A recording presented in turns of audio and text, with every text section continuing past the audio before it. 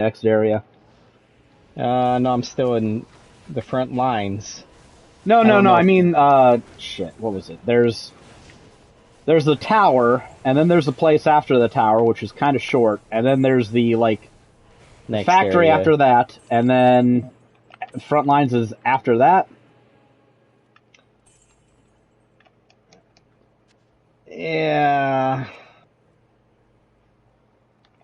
I played to catch up a bit, but I'm behind again. I got past that platforming shit in that one area. Seeing you do that made me like, I better go fucking take care of that so I don't have that looming over my head. Yeah, it looks horrible, doesn't it? I mean, it sucks less after seeing you do it because I knew it was coming, so I had time to steel myself. But I'm not gonna say I was any good at it. It was about as annoying as I thought it would be, but I knew it was gonna be annoying, which makes it less annoying just by Proxy. well, I'm not expecting I wasn't expecting to be done with it in 10 minutes and be to the next checkpoint and be able to set. Oh no, I was like, no, I'm gonna be here for half an hour missing these fucking jumps, and honestly, it Yeah, wasn't that bad. I got everything that I recorded on Friday written up. Oh, all that shit. Okay, So, that's good. yeah, that's pretty good. I need to finish that Torn Lands, and then we'll have. Man, this game's long. Yep. Yeah, we still don't even have double jump. Yeah, we're still not at the big backtrack yet. So, are there new areas after that, the double jump, or are you just, doing the other half of all the previous areas? I can't remember. There's a few new areas. Okay. Because I'm looking at some of these early maps, and, we've got maybe half of them filled out. I'm like, yeah. Yeah.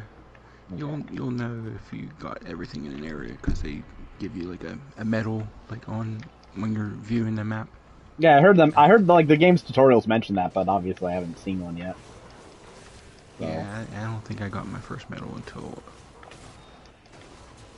not that far from the end. But you beat the game now, right?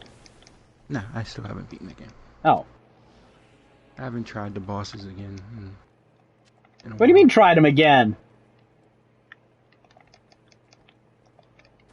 What, you're fighting 4 bosses in a row. Oh, okay, that's what you meant. I was like, is there a boss rush at the end, or?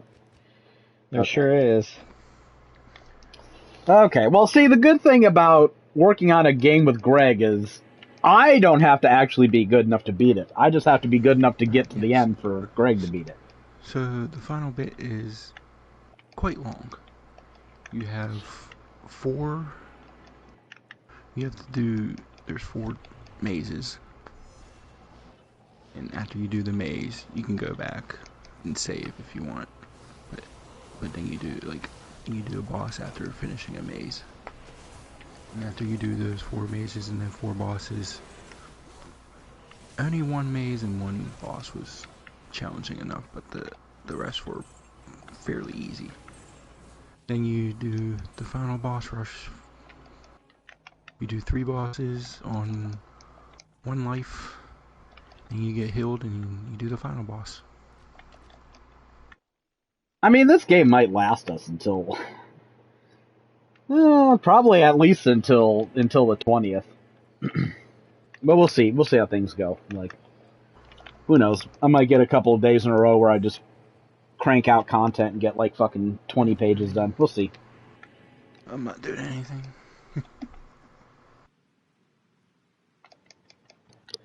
Well, they got me playing Grounded 2 for a review, and I played a lot of that this weekend.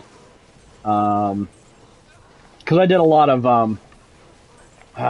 what's it called? Shadow Labyrinth on Friday, and I played a lot of Grounded 2 on Saturday, and then I did a lot of sleeping today. That's just the way things shook out, and with intermittent breaks for Persona. And I like Grounded 2. It's gonna be That's gonna be a good podcast game. I really wish the first game would go cheaper, because I don't want to spend $20 on a podcast game. Yeah, I was gonna say it's $20 right now, I think. Yeah, that's kind of the border of what I want to, like, the high end border of what I paid more than that for Helldivers, but like that's a game where 3 or 4 of us could play, and like Rebecca would have tons of fun building bases. And the game kind of wants you, like, I'm over the part where I've figured everything out and I kind of know how the mechanics work and I know how I want to approach things. Like you find ranger stations in the park you're in, and they've got a way for you to upgrade things and buy upgrade sets that allow you to craft new things. So I've decided that I'm just going to build all my bases near those. Just because, like, they're always marked on your map, and, you know, if you're... I don't really see the purpose in having a base that's somewhere where you can't easily go and upgrade certain things, buy new recipes, stuff like that. So it's like, alright, so I got the idea. You want to build at least a passable base here, so you want a way to cook food, you want to lean to so you can sleep and set your spawn point, you want a corral for your tamed insects, so you can, like, just get around quicker. And, like, the game wants you to tame an army ant, or a soldier ant, or whatever it is, and they have mandibles that can chomp through root clusters and shit. That allows you to get to things you can't access. So I'm like, alright, your base should have all these features, all these amenities. You can do more. Like, you can put a bunch of chests down so you can store stuff, but that's not super duper essential. So I'm figuring out how that works, but I'm at the point where I'm like, alright, I'm doing this for a review, I'm not getting married to the fucking game. I think I can turn the difficulty down and get rid of some of the survival stuff, because I don't really see a point at this time to...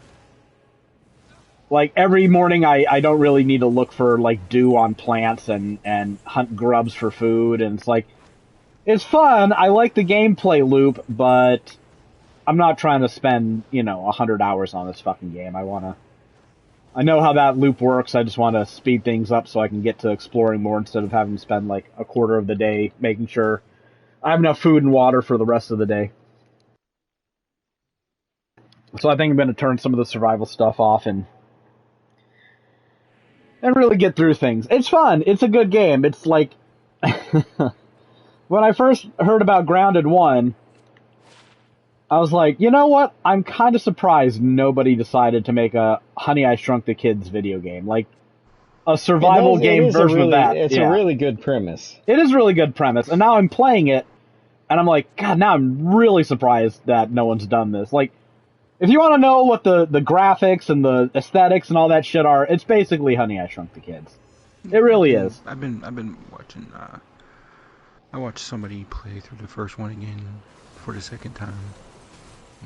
So, to prepare for the second game. Prepare for it? What are you preparing for it for? Nothing, just, before okay. he played the first one again. Okay.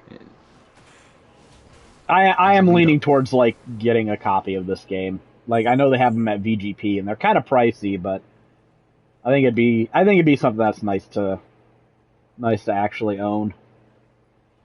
I don't know how much crossover there is in terms of, like, mechanics and stuff. Like, alright, the big thing I like about Grounded is it makes me feel smart playing it, but it's not like, it makes you feel smart, but it doesn't require you to actually be smart. So, like, I'm hunting for things, I'm wondering where I get certain materials at. Because it's a survival game. You gotta climb the tech tree, get better shit to hunt for better shit to get better shit. And I'm like, alright, so where do I actually get water at? And, you eventually realize that water up here, you can't just drink from, like, stagnant puddles or drink bug ick. I mean, you can. I haven't done it, but I'm sure there's negative consequences to it. And in the morning, you'll just be walking around, and you'll see fucking water up on the grasses, and you're like, oh, okay, so there's fucking dew all over, and so you just gotta go whack a blade of grass with your spear or something, and then the dew will fall down. You can drink it. And then you realize, this happens at night too, so dusk and dawn, it's not exclusive to those, but you're going to find more of it at dusk and dawn. That's when you hunt for your water. And you can make little canteens so you can carry more scoops of water if you happen to find a couple of dewdrops. And then you can, put it in a water reservoir at your base if you really want to, so you can stock up on water that way. Alright, where do I find food? Well, you gotta get the shovel, and then you'll see things crawling beneath the ground. You can dig up grubs, kill them, and then you can get grub meat. I'm like, alright, that makes sense. And then later on in the game, I need acorns. I'm like, where do I fucking find acorns? I find one, I'm just lucky roaming around, increasing my search radius, and I find one on the ground. I'm like, alright, that's cool. So I guess they're just random. But then later I realize that there's a fucking oak tree in this park. So you just go towards the oak tree, and sure enough, you'll start finding more acorns on the ground as you get closer to this oak tree. I'm like, alright, that makes all the fucking sense in the world. You want to find roaches? Go find trash cans and search under picnic. Anywhere people have spilled fucking food, there's more likely to be roaches. I'm like, alright, this is all making sense. They're using their set pieces really well. And I dig that. I dig that a lot. Yeah, logic. Yeah. So I'm having a fair amount of fun with this game. I enjoy it. I think it'll be a really good podcast game. I don't know if the first game is the same and how the mechanics work. It also has a little bit of Portal in there where you remember Portal 2, Greg, where you go into that underground place and they've got that, I can't remember the name of that old dead scientist dude. But it's got that power of science vibe to it, 1960s pulp sci-fi shit.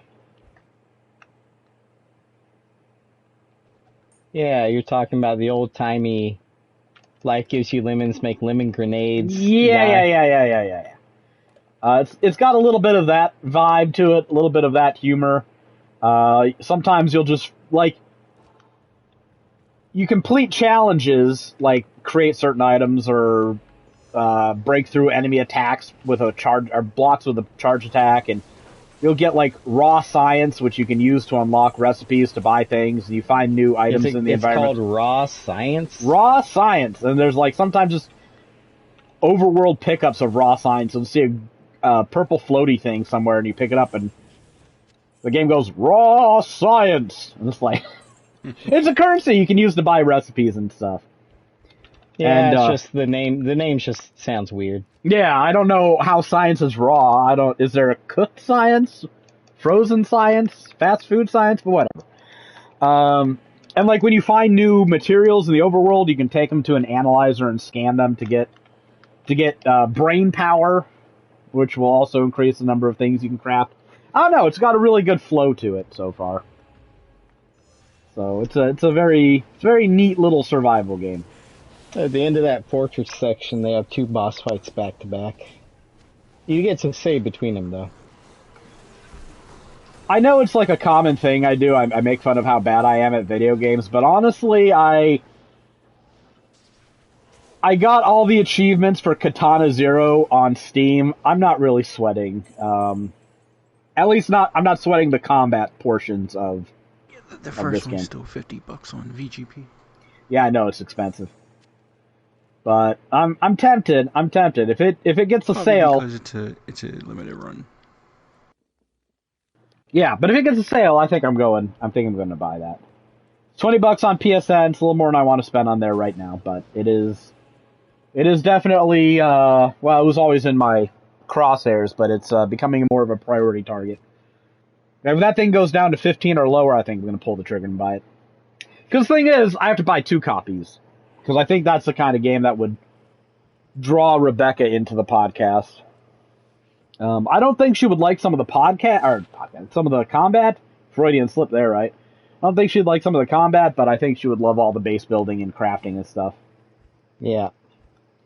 I don't know. The combat's not the greatest. It's serviceable. I guess the same goes for Minecraft, but fighting ladybugs that can kill you in 2 hits is... Yeah, it can be a little bit rough. I haven't fought a praying mantis yet. Oh, I hear her door open. She must be roaming about. Praying All right, mantis, what a great enemy. yeah, praying mantis. Like there are some issues with this game. For some reason, it kind of runs like shit. All right, so I run things on my 1440p monitor. It's just the way things shook out. I don't like recording at 4K anymore. I think it just takes up too many resources for not enough return on investment. I don't like my computer running at maximum, so I just decided 1440p is good enough. It's good enough. You don't need your media better than that. So I'm playing this game. I've got a 4080 Super, so this is not a like lightweight PC that they bought for me at Gamer Guides. And I'm playing it, and I'm having like severe frame drops. I'm playing it at like max settings, 1440p. Not really thinking that this cartoony looking game about, you know, teenagers getting shrunk down in a fucking park should be that. It looks good, but it's not like the kind of game that you'd think is gonna have performance issues. And I go in my menu to like look at my recipes and shit, and the game just like shunts down to one frame. I'm not even joking. It'll sit there at like one frame and it'll stay that way for like seconds until I guess it figures out what it's loading something. I have no idea what it's doing. And eventually this annoys me, so I set the settings down to high instead, and it takes care of that problem. And then later today, a night later, it was Saturday, I was fighting a bombardier beetle, and every time the thing fucking shot its fluids at me, I'd be, you know, pressing the button to dodge, and my frame rate would just tank. And I went from playing it on Epic at 60 frames a second to playing at high at 30 frames a second to reduce my GPU usage and to get more stability out of it. And the game's still like fucking tanking. I'm like, come on, this can't be my computer at this point. I know the game's in early access, so there's gonna be problems, but I don't think it's my computer is the reason why this thing is like having trouble and frame dropping for extended periods of time when I'm trying to dodge projectiles at high 30 frames a second. And then, you know, the game eventually does me the courtesy of proving me right by crashing the desktop, and then I load it again, I fight another bombardier beetle, and for some reason it doesn't lag at all. So there has to be like a caching issue or something like that going on. I don't know. They've got more things to fix with it. Because you touch yourself at night. It's because I touch myself at night. Well, you know what? I might start touching myself at night. GOG decided to give me a bunch of porn games for free. They're free for everybody. It almost sounded like you said God did, but then I know it's GOG. Well, you know what? They're basically the same thing in my book. It could be the same, yeah. So we've got a continuation of the story from last week. Itch.io, I haven't really purchased that much from them. I got a few free things from them. I think I had to go there to get a soundtrack for Doki Doki Literature Club. You can download it from them because that was the original distributor for that game or some shit. Basically, they publish indie games, an indie digital storefront, and they, along with Steam, were recently hit by, well, let's just call it what it is. It's puritanical censorship. Some feminist groups backed by pro-life groups and all these other fucking freaks. Horseshoe theory at its absolute purest. The same feminist group, I might add, they've been on this podcast before. They are the ones who petitioned Target in Australia and got Grand Theft Auto 5 taken themselves for a year. So those fuckers back at it again. Yeah, but they are petitioning Visa and MasterCard. Visa, MasterCard, I think PayPal too, other payment processors.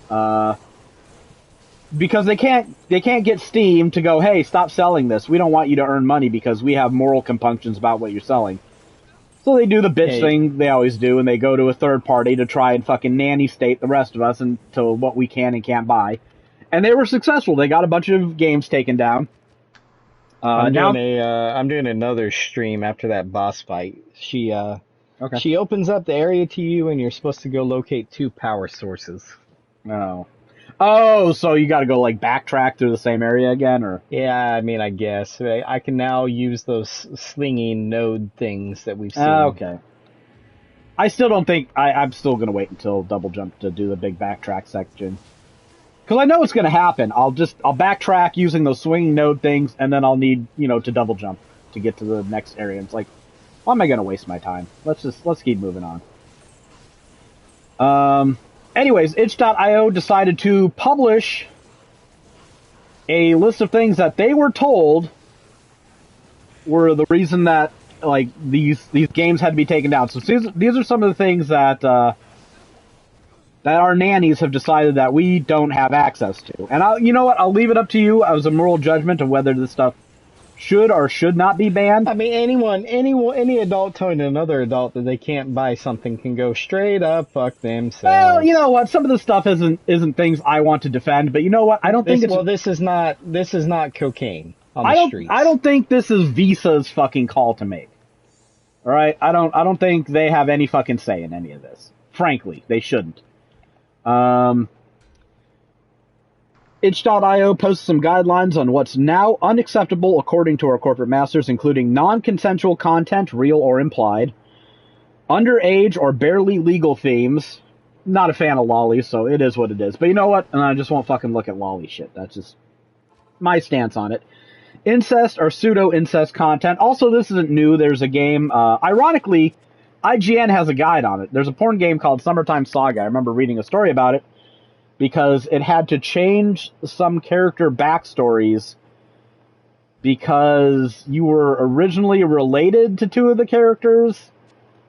And, who was it? Kickstarter. Or was it Patreon? It was either, I can't remember if it was Kickstarter or Patreon, but one of them didn't want to allow projects to have, like, incest themes in them. So it had to change it to... Like, now you're not related to them anymore. You moved in with them after your dad died, instead of it being your family. I can't remember what the fucking details are. Bestiality or animal related, rape, coercion, or force related, sex trafficking implications. So I guess we can't make a porn game about the president. Revenge porn, voyeur, hidden cam. Or P. Diddy. Or, well, I know, tomato. Fetish involving bodily waste or extreme harm, e.g. scat or vomit. You know what, I'm not sad to see that shit go. Not my fucking scene. But you know what? I'm not your nanny either. So, this has already had secondhand effects on horror games, and sane people are sure these bitch-ass groups don't plan to stop here. One of the groups that is on the periphery of this ban have also said, exactly, we can't have anything. You know what? You can have your piss games. and vomit and well, they want to. One of the periphery groups wants to ban Detroit Become Human. Like the net they are casting is fuck themselves. The net they're casting is very broad because it's just an umbrella of like abuse to women is what they want to get rid of. So women can't get hurt in anything, any form or media? Apparently not. That's not equal. That's not fair. No, this is so you start naming this stuff and oh yeah, well we shouldn't show that stuff. Yeah, that doesn't sound good. We should show. It's all a fucking slippery slope because these motherfuckers take it and then they extend it to you can't hurt a woman in a in a video game. That's why you know what? If the Germans if you know the Germans are going to invade, don't meet them outside of Paris. Meet them outside of Belgium, right? Don't fight them where you like actually have serious stakes. Fight them early so they don't get that far. That's my opinion on this shit. These fuckers are weirdos, creeps, losers, and they need to be stopped. They're not our fucking nannies. They don't get to make these decisions for us. Give them an inch, they'll take a mile. I mean, they've already said we want a mile. Yeah, I know. So it's not even conjecture at this point. It's not a slippery slope. I mean, it's just further down on the slope. They'll pretty much, if any woman is in a bikini or whatever in a game, they'll be coming after it. Yeah. So like I'm like I instantly think of stuff like Saints Row when it comes to this, the old good ones. Saints Row, or fucking they'll probably go after something like Nier Automata. Yeah. So these people are losers. They need to get a hobby. they should not have any control over our lives or our consumption, period. And I mean, like, if the gaming market hadn't spent the last 12 years crying wolf about bullshit, it would be so much easier to get on board with this. But, like, this is the one thing that gamers should unite around and stand up to fight against. Instead of, like, oh, they have a fucking black character in this fucking video game, so I'm gonna say it's fucking woke. Like, that's the real cancer here when it comes to fighting against this shit. The fact that people have weaponized racism against issues like this for so long that I can see why people would look at stories like this and not want to form a united front with some of these people. And this is one of the things that got me off the Gamergate bandwagon fairly early on. Like, you had all those websites publishing ethics rules in the wake of Gamergate. And I'm like, all right, well, you guys got it. It was ethics in game journalism. You got ethics in game journalism. Oh, now they're fighting culture war. All right. I see what you were really after this whole fucking time. And now that you've got a legit threat, and by the way, the legit threat was always going to include conservative Christians. So don't give me this right or left bullshit. It's fucking both. They're freaks on both sides. And they will come together. They will find common cause to ban your shit. Because that's what they really want, control. Anyways, yeah, I've seen some of the list of games that GOG is giving out, and they're not even all porn games. One is what, Serious Sam or something? Or Postal 2? We'll go over that list. I remember Postal 2 being on there. So it's not like they are just after the porn either. They're after anything they don't like, violence-wise. Yes, they're coming for it. They're working their way. I mean, I understand. Honey Pop was one of the games on the list. And Honey Pop is the least offensive fucking porn game ever. Yeah, I know. Calling that porn is a bit much. You said you played it, Nathan. Yeah, it is. No, it's porn. It's porn. Oh, I know. I mean, but I played some of it. It's fucking like none of these actions that they're complaining. There's no fucking abuse. There's no voyeurism. There's none of that shit. Yeah.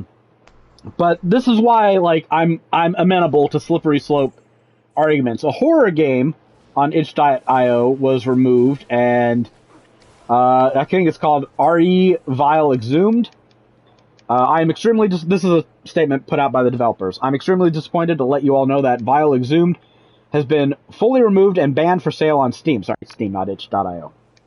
DreadXP and I are working actively to make sure we can make the game available to you ASAP. Next week, you can expect to hear specific details. I want to be clear. Vile Exhumed was not banned for its use of gore in storytelling or violent themes. It was banned for sexual content with depictions of real people, which, if you have played it, you know is all implied, making this all feel even worse. I refuse to censor or make changes to the game.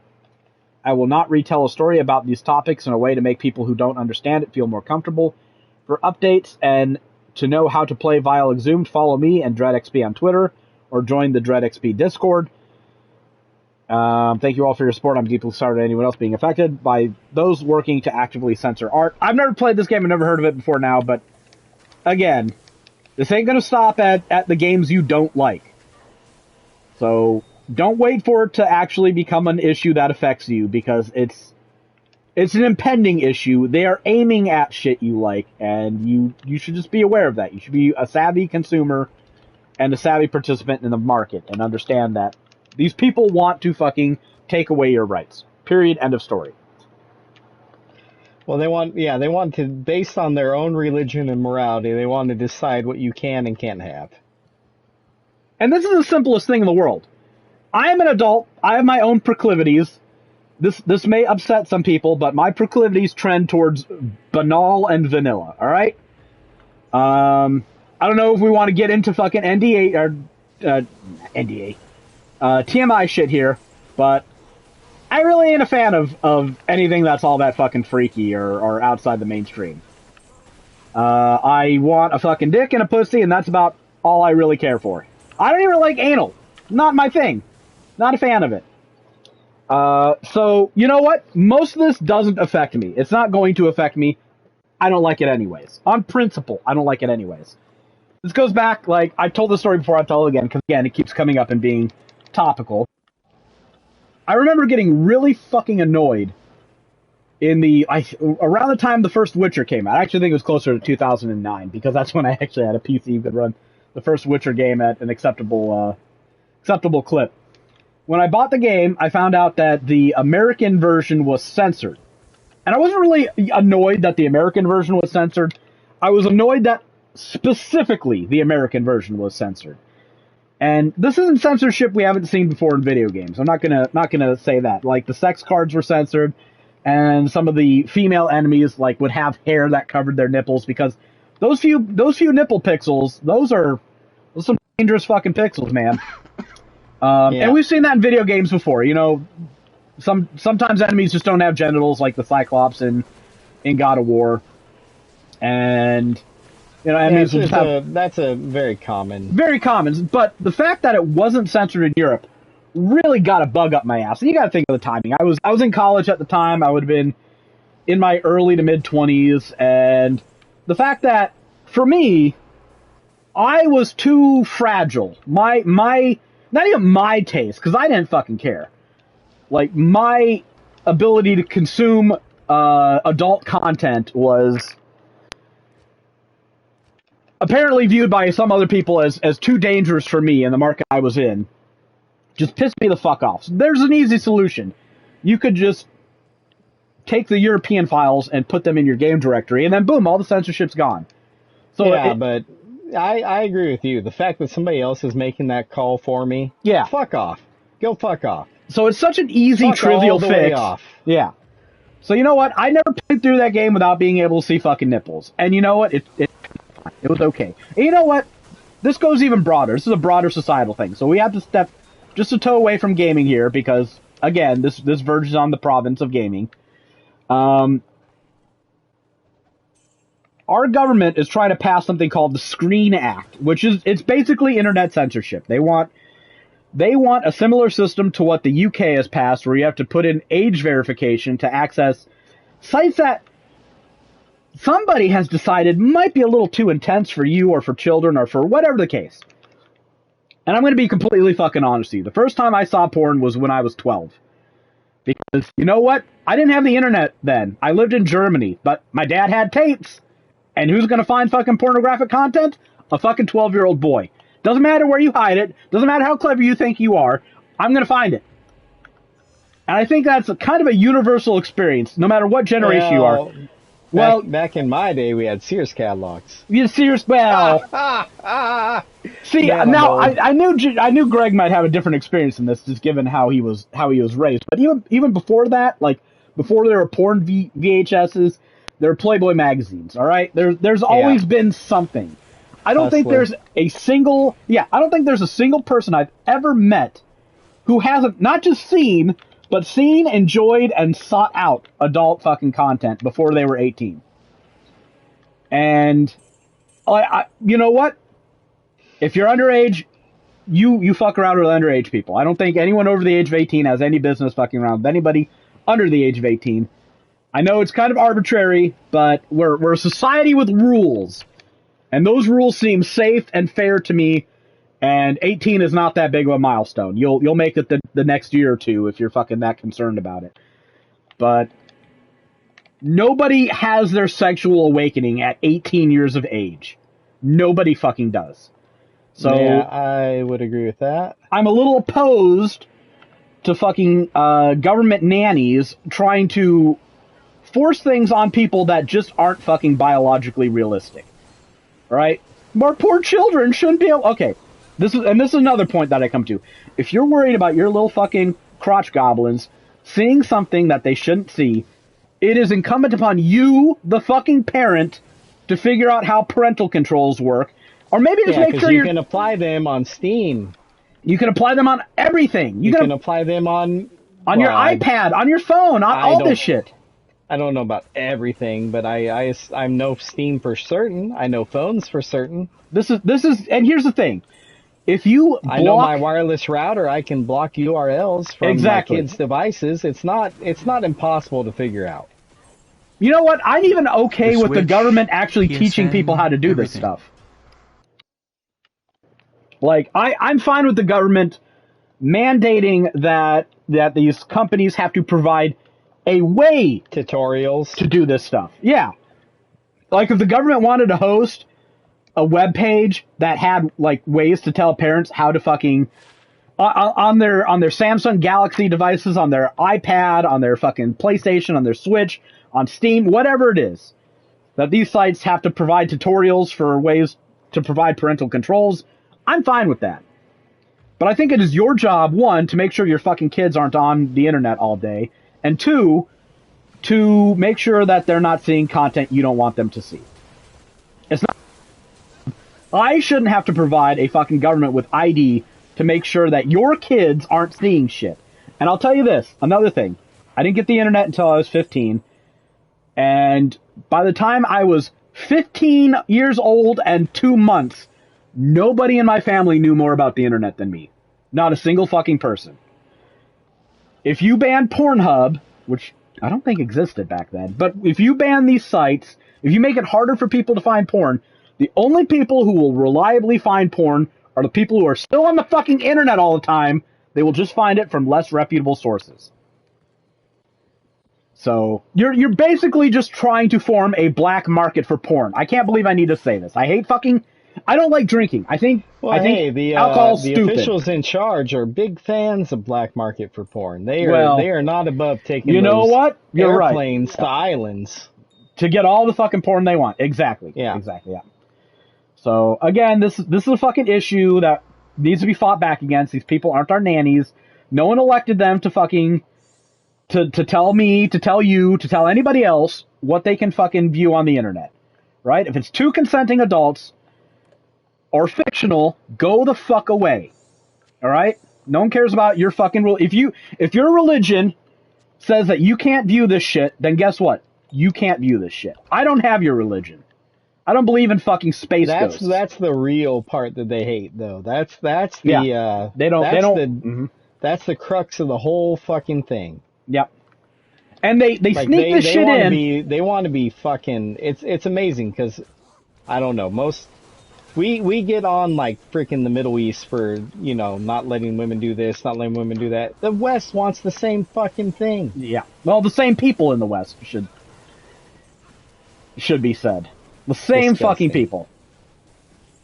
I'm not gonna go like into what the Middle East might look like today if we hadn't fucking relentlessly bombed them for the past 70 years and replaced their democracies with theocracies so our oil companies could exploit their population. That's a topic for another time. I will say that I firmly believe that the same people exist in all societies, the same forces exist in all societies. I don't believe Islam is meaningfully more or less civilized or more or less prohibitive than Christianity. We went through we've all engaged with the same sort of societal impulses. There was a time when one society was more enlightened than the other, and it's not the way things are now, but it's the way things could be eventually. And like the issue is totalitarians. They should not have power. They should not have this kind of power. Period. Doesn't matter what religion it is. Doesn't matter what the dress they wear looks like or any of that shit. They've got the same instincts and desires. So, we need to get that out of the way. This issue is probably the most important thing going on in gaming right now. Because we can argue about, like, physical media and digital media and game key cards and ownership, but all that is superseded by the government saying, well, no, you can't play this. Speaking of that, I set up the segue. Yeah, there was a survey Nintendo put out that asked about, how you play your games and how you want your games. Are they finally feeling the pressure from the game key debacle? I don't think so. I linked it in Discord, didn't I, Nathan? Yeah. Yeah, okay, so you can send that link to Greg whenever.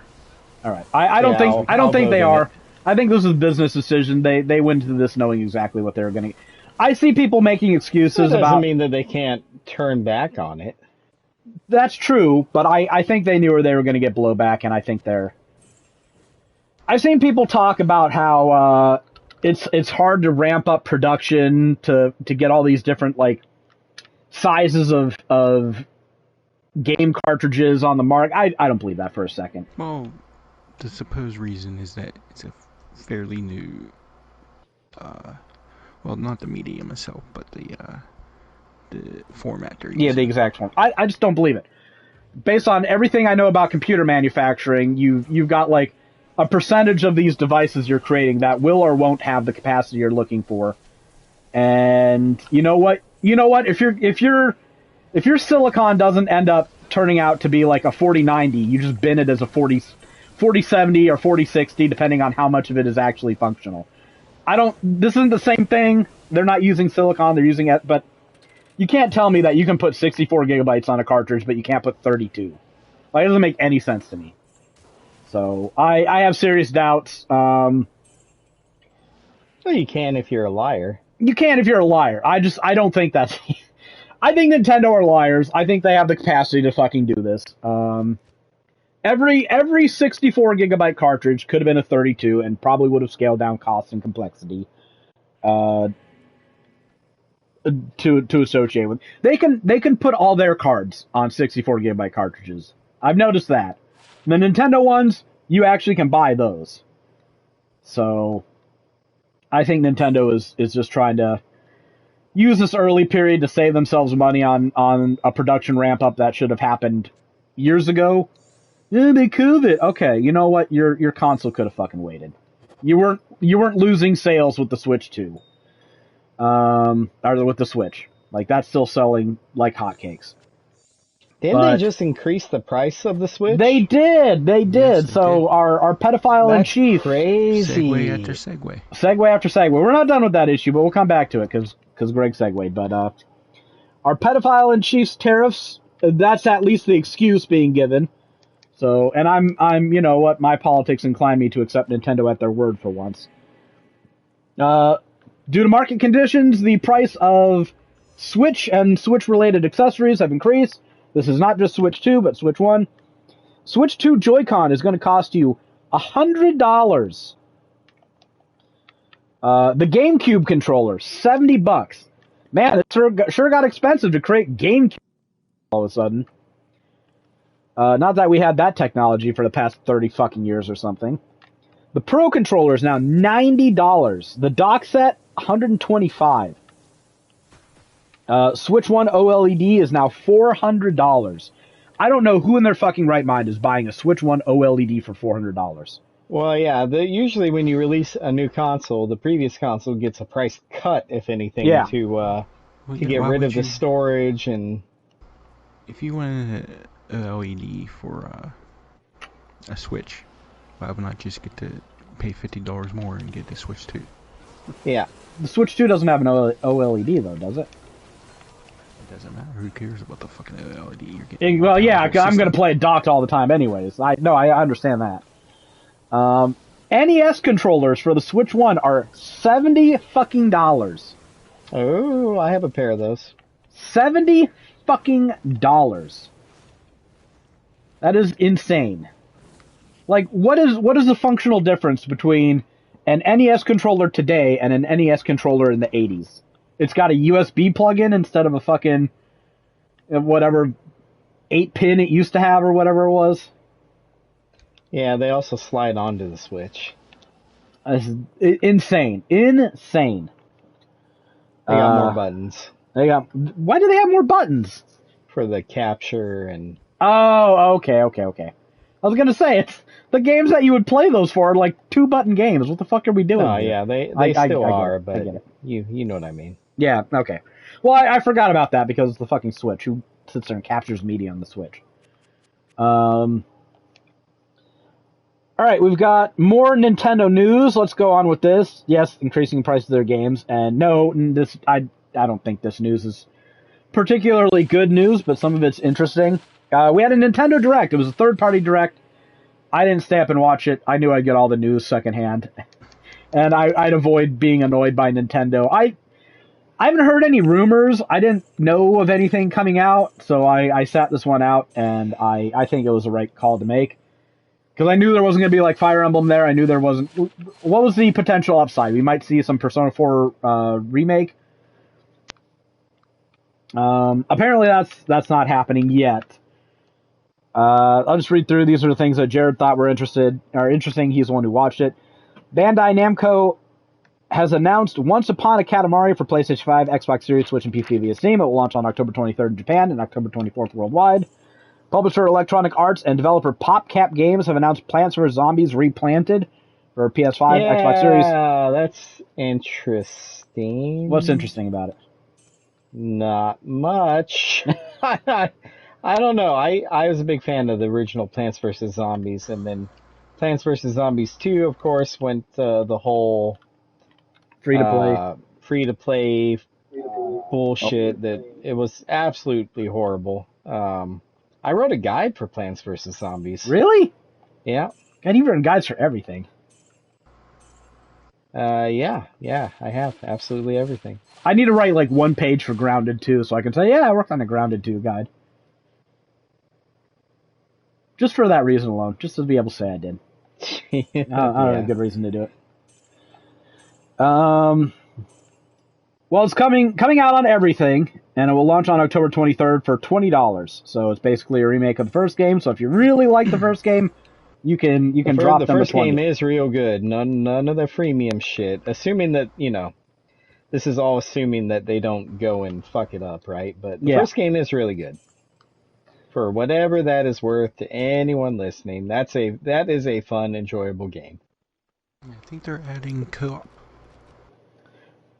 Don't know how that would work, but local I'm sure you could. I'm sure you could make it work. You know our opinions on this podcast are bulletproof, right? We don't. No one pays us. Trust me, I would shill the second somebody offered to pay me, but no one's offered to pay us. So if we say something's good, it's because we liked it. Garbage. No, yeah, the first it didn't have co-op. I don't know how they would work that. I imagine that they could make it work. A second player could attack zombies or pick up the sun bits or something like that. But I mean, the first one is linear. You got new plants at a pretty steady rate. Yeah. It's just fun. Yeah, I played it on the Vita. Ooh, I found another HP capacitor. Heck yeah. So what are you up to now? 8, 9? 1, 2, 3, 4, 5, 6, 7, 9. Okay.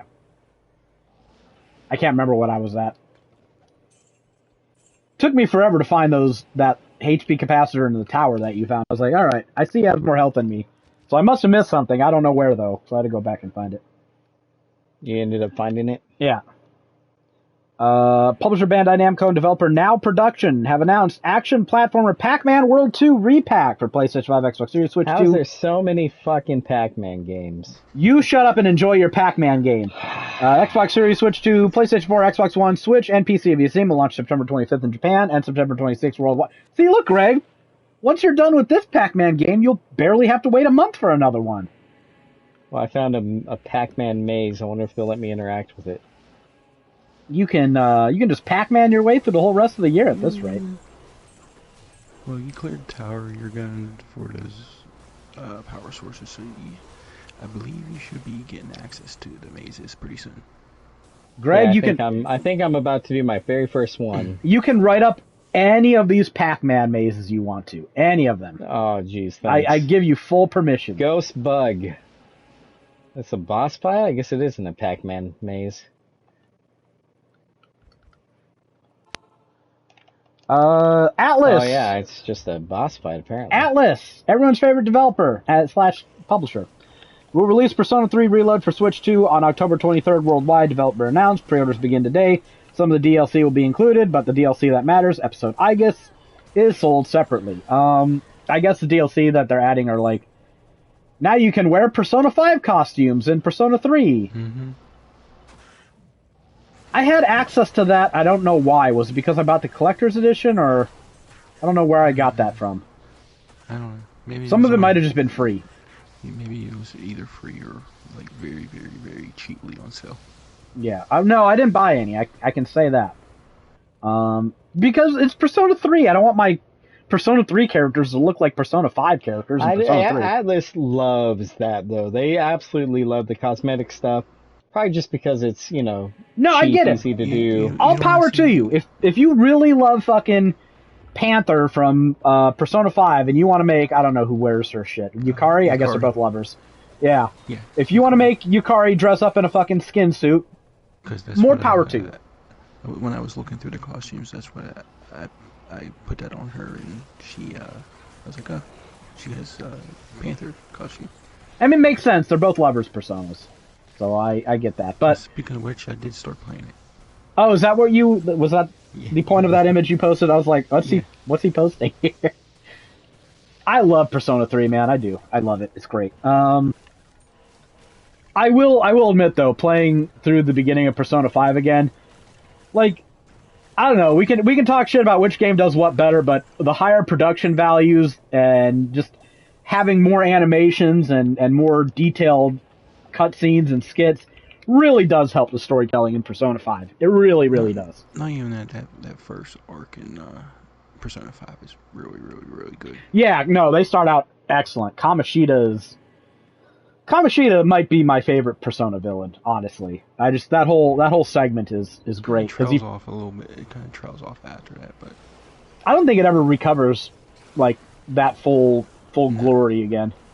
But that's fine. Like, you know what? The Witcher 3 is the same way. With like the Bloody Baron stuff is the best, and once you're done with the Witch in the Woods, it's never quite that good again. But it's like, damn, still so fucking good.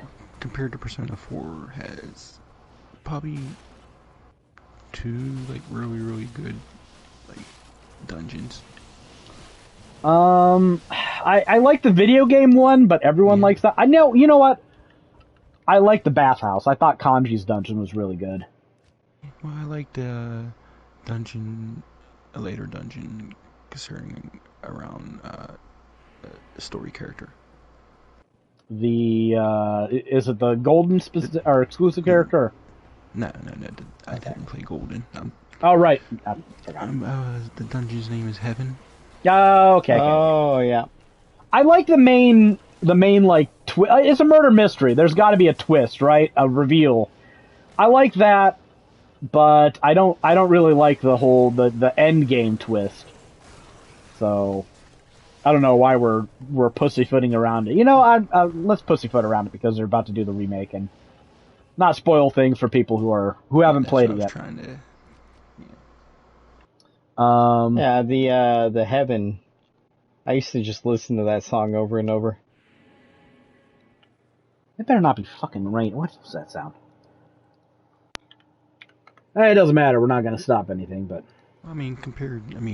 they stepped up the dungeons and, some with Persona 4, but there ain't nothing to say about the dungeon in Persona 3.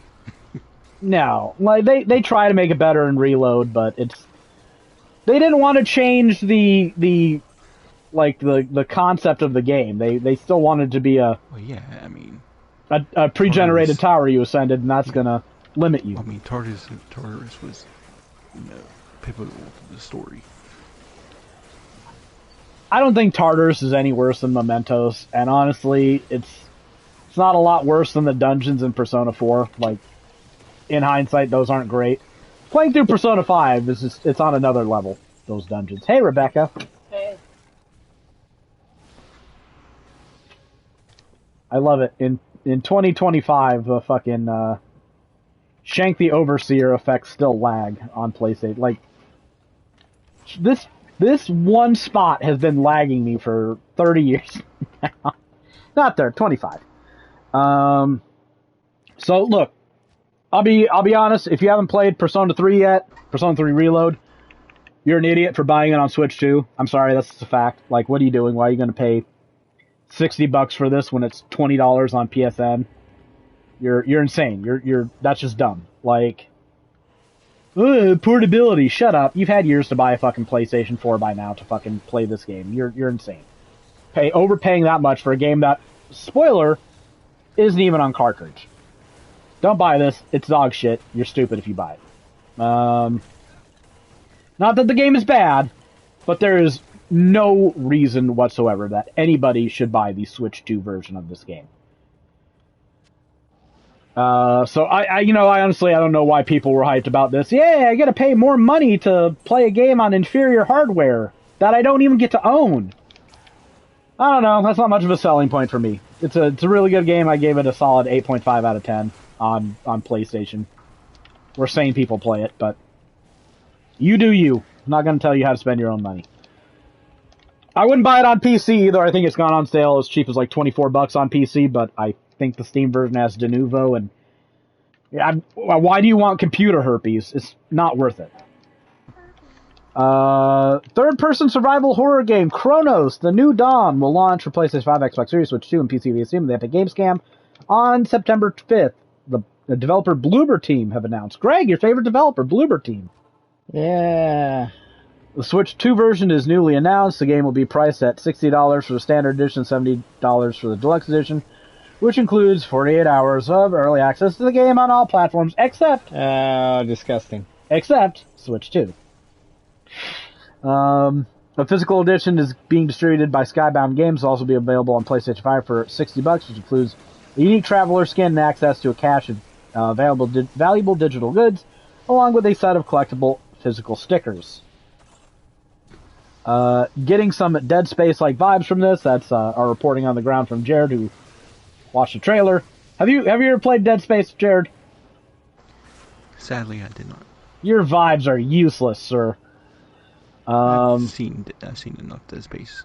I know. It's not like Dead Space is that unique in terms of game concept. Another game that will be a game key cart on Switch 2, so again, you are insane if you buy it on there. There's one or two games that was announced at this direct that was actually said to have the full game on the card. The only one I'm aware of off the top of my head is the Mortal Kombat trilogy, which seems like a really weird one to have on cartridge. What's that? Is it because it fits on 4 gigabytes? Who knows? Well, whatever. If you want to buy the old Mortal Kombat games for the Switch 2, you actually can own those ones. That's the only one I remember seeing from this entire show that ended up being something you can buy a physical copy of and actually, possess. Maybe that's not a problem for some people, but...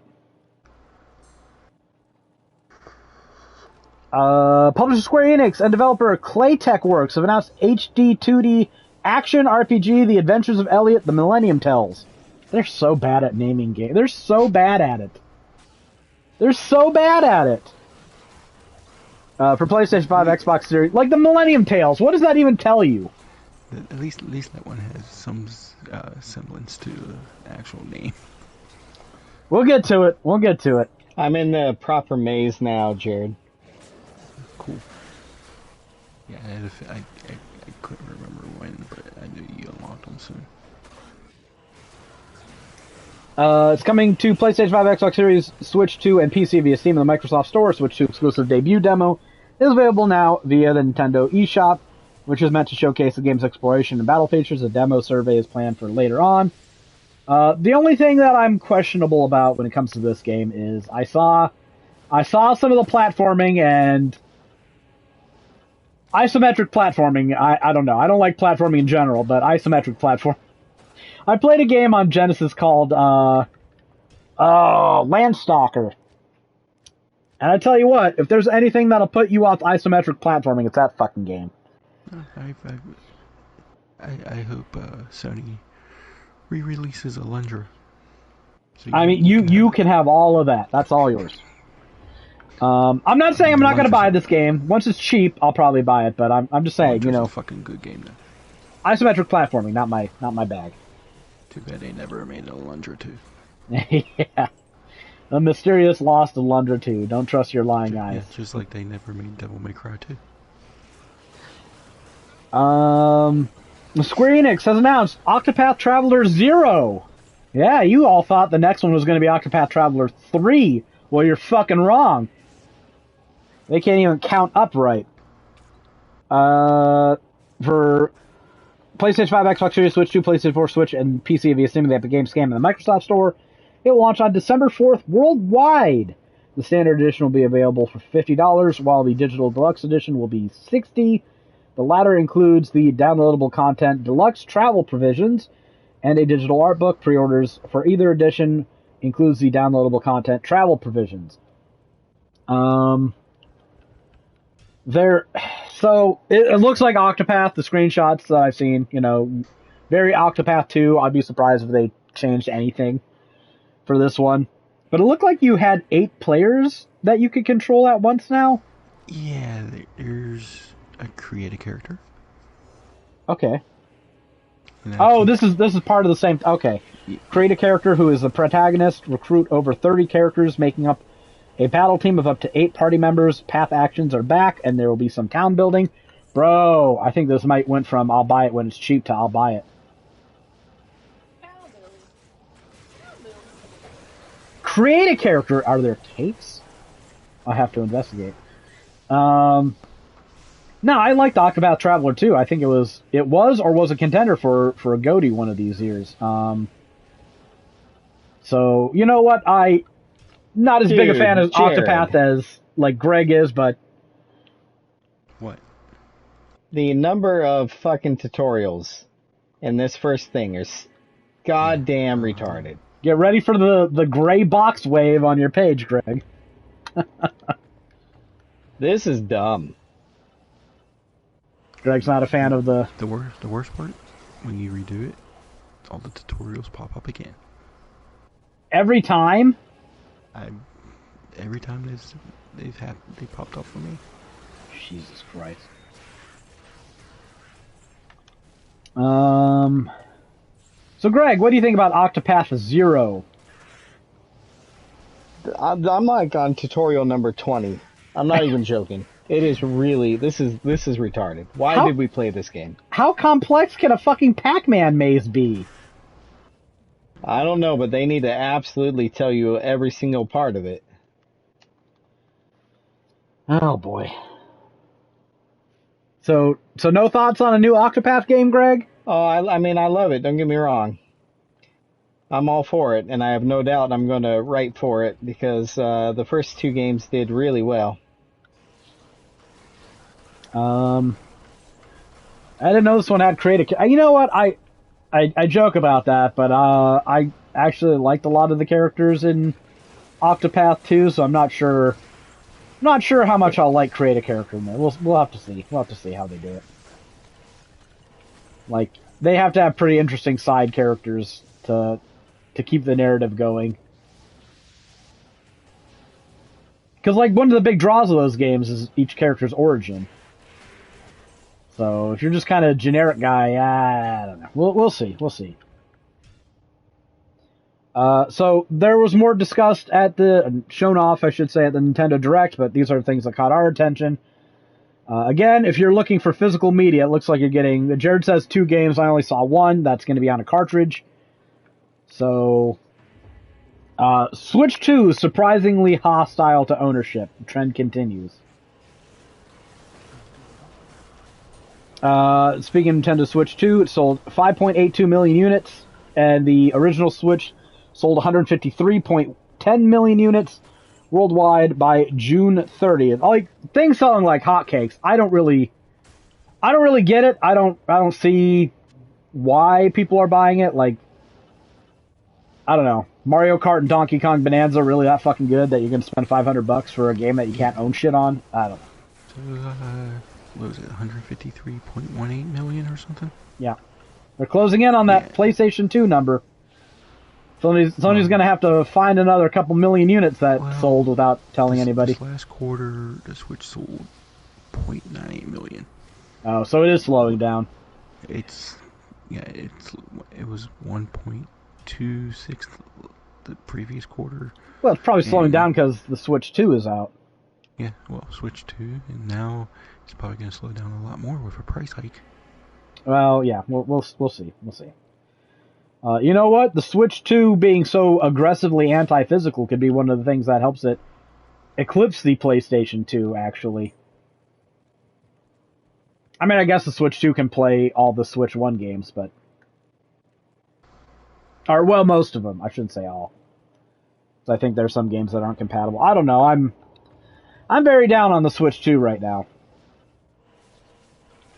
It would have been so easy on paper for them to just make a fucking game or a console that played all your Switch 1 games and allowed you to fucking buy cartridges for all your Switch 2 games. Shouldn't have been that fucking hard to do this. So yeah, looking at the screenshots for Octopath there, I see Tessa in there from Octopath 1. Yay! She was way too young. Hey, I just found a low room. That's kind of saw fucking sweet. I think I see the thief character from Octopath 1.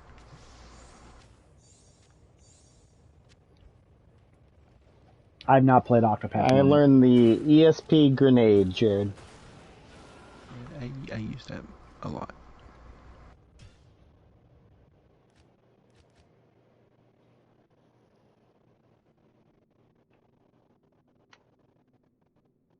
Well, you have to be getting to the point where you have other things to use ESP for other than just dodging, I presume. I know you like to use that ESP blast a lot, but I don't. I can fire off a grenade now, apparently. Oh, and that's what you got from that maze? No, I got after the maze. The maze gave me a capacitor thing. Well, that doesn't seem worth it. Okay, so low rune, that's nice. It's only the second low rune I've ever found. How about that? How about that, Rebecca? Second what? That's only the second low rune I've ever found. I should find that story. All right, so kind of got this lost, but the games that GOG gave away for free, right? They call it the freedom to buy games, and apparently it's you can't pick and choose. If you just want Postal 2, I'm sorry, you just redeem the whole bundle. Absolutely, I fucking redeemed it. And then just add them all to your cart. So the games you get for redeeming this for free are Leap of Love, Being a DIK, I have no idea what that is. But I think it's like a college fraternity thing, so. Being a dude. Get it? The pun? Yeah. A game called Leap of Faith, a game called House Party, Honey Pop, Lust Theory, Treasure of Nadia, Summer's Gone, Fetish Locator Week 1, Week 1? Helping the Hotties, Agony plus Agony Unrated. DAK one. I haven't played Agony, but I think they made a Succubus game afterwards, and I played the demo to that, and I heard Agony was really bad. That Succubus game wasn't very good either. So, yeah, I was gonna say, wasn't that Agony game like really, really bad? Yeah, like I think. Well, I never played it. I played the second. I think they work on the Succubus game. I think it's the same people. And really, the only reason I played that is for the novelty of fucking ripping babies out of wombs to recover health. I think that's what you do. Oh, goddamn. Yeah, no, like what they lack in gameplay capacity, they make up for in shock value. So it's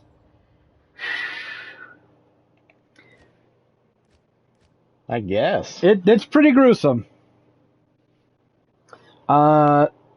Sapphire Safari and Postal 2. Those are the free games you can redeem, or you could redeem on GOG. I don't know when that ends. But that's what they were giving away in their freedom to buy games movement. So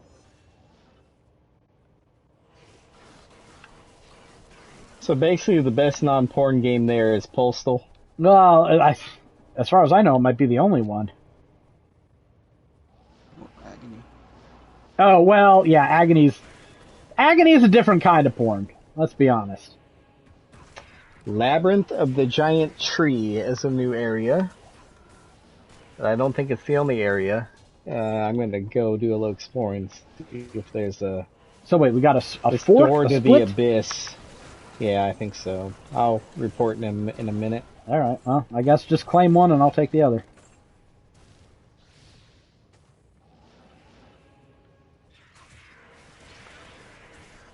Alright.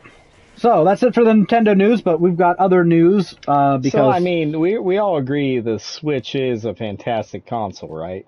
It's alright. It's not as good as PlayStation. I would take PlayStation 4 and 5 over Switch any day. Any day. because they pretty much have the same games, except, well, you're getting rid of crappy Mario platformers for stuff like God of War and Horizon. Yeah, I'll make that trade. Only thing that really hurts giving up on Switch is Fire Emblem. But I'll easily trade that for having better performance. Like, yes, I can play Diablo 2 on Switch, but it runs like shit, and I wouldn't want to. So, I think Diablo 3 actually runs better on Switch. Anyways, yeah, Switch 1 is a good console. Not as good as PlayStation 4. Great library. Just looking through my game real quick, there's 18 areas. Okay. I don't know where we're at. And one is literally just like the final area that doesn't have much. Oh, so does it stop being linear at some point? I mean, there's the linearity to the progression. Because Greg thinks he has options here. Like at some point, you'll need to double jump to progress. Oh, yeah. All right.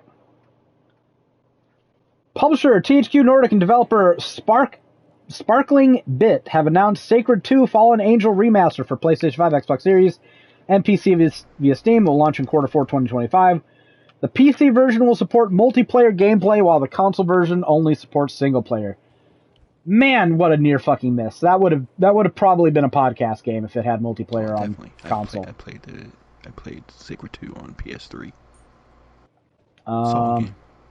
That's the first thing I thought. I was like, "Oh, sweet! This is a shoo-in podcast game." But apparently, we're not getting multiplayer. Us console peasants. That trophy list was a pain in the ass. I didn't say we have to plat it. Just cover Greg's ears. Don't let him hear that. What game is this? Because you need to plat it. Sacred 2. Yeah, I mean, it looked fun. I think I have it on PS3. Yeah, it's a Diablo-like game.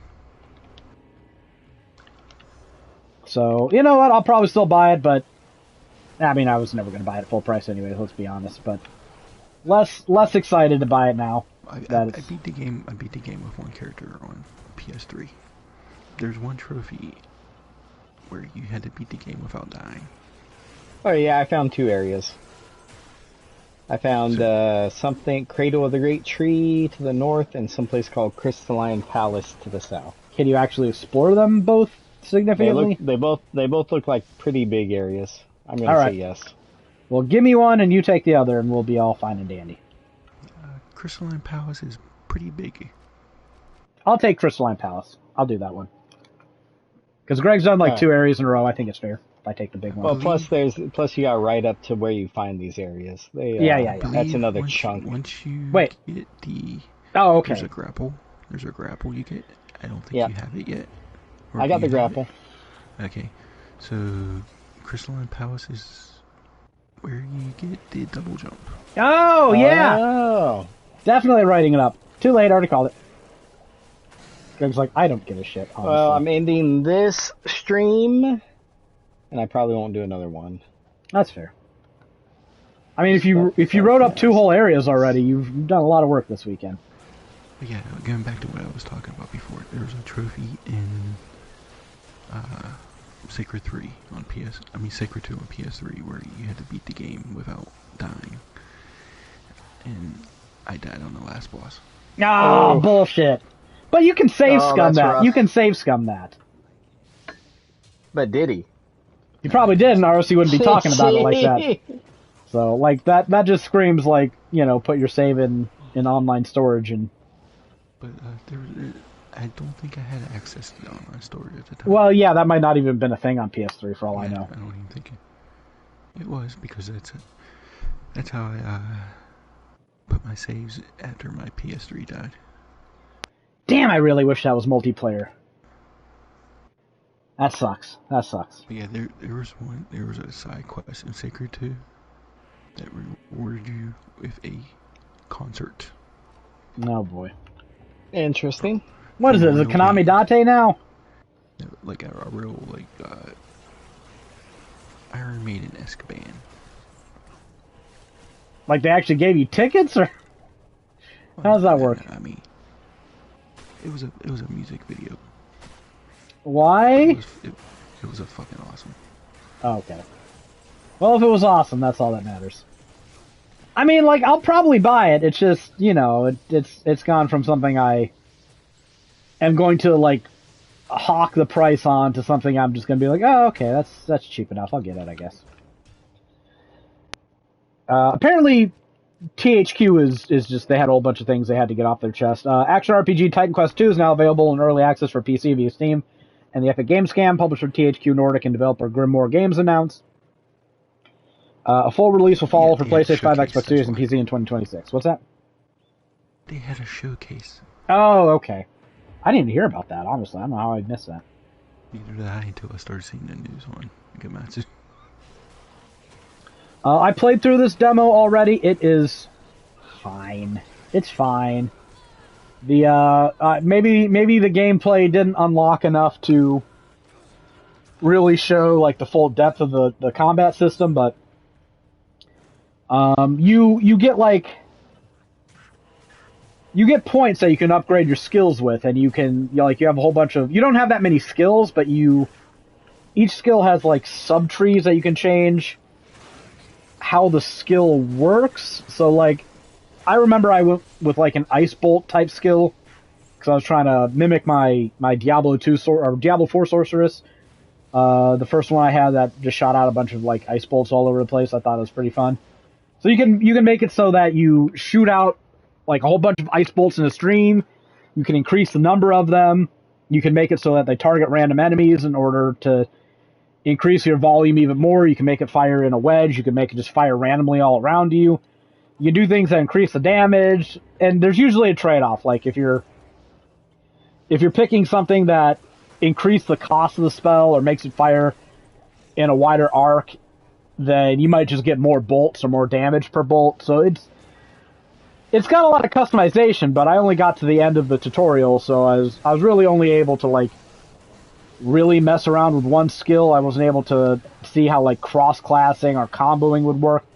From what I saw, I wasn't too impressed by what apparent depth there was.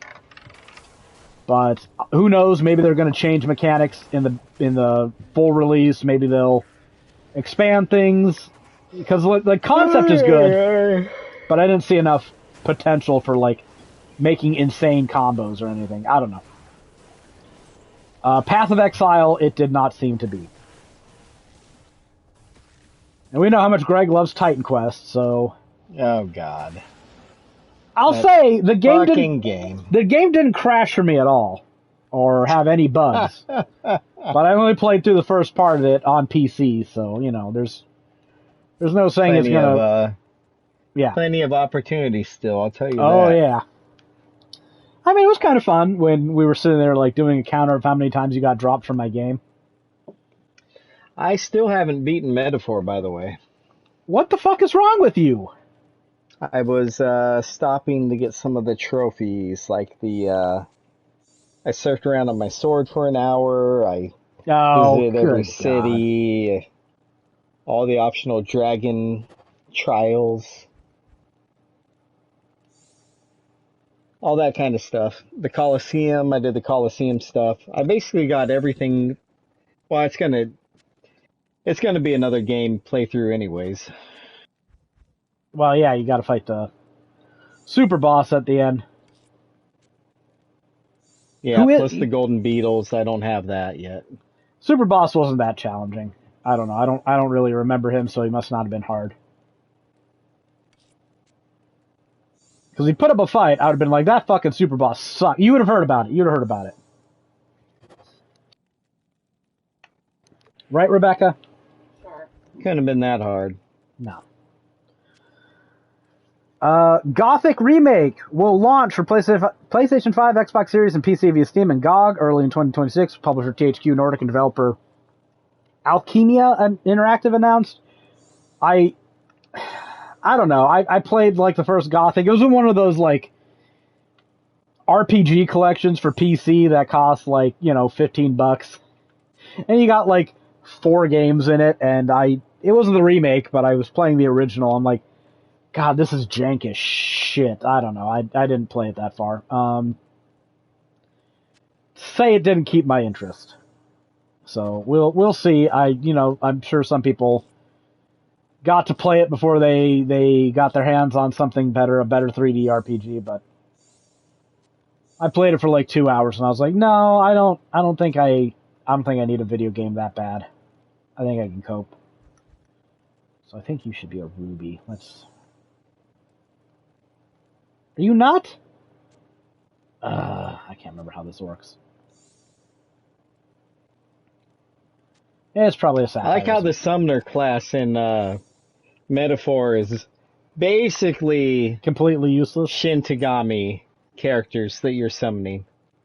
Oh yeah, I mean they had to put something like that in I there. don't know if I'd call it useless. They probably have the best like bare bone range of any class. Range. Yeah, range. They cover the most amount of weaknesses. Oh, basically. okay. I was gonna say I don't remember there just being by default. I don't remember there being enemies on reach. All those abilities are also they're like all hit all. I guess. I don't know. I don't know what you don't like about it. By the time I messed around with that class, I had like the hero classes unlocked, and I was just killing everything with the main character. Sure. Plus, I didn't go through all the effort to unlock all the summons in my first playthrough, so I'm not sure what I even have access to. I have them all. They're all characters from Shin Megami Tensei.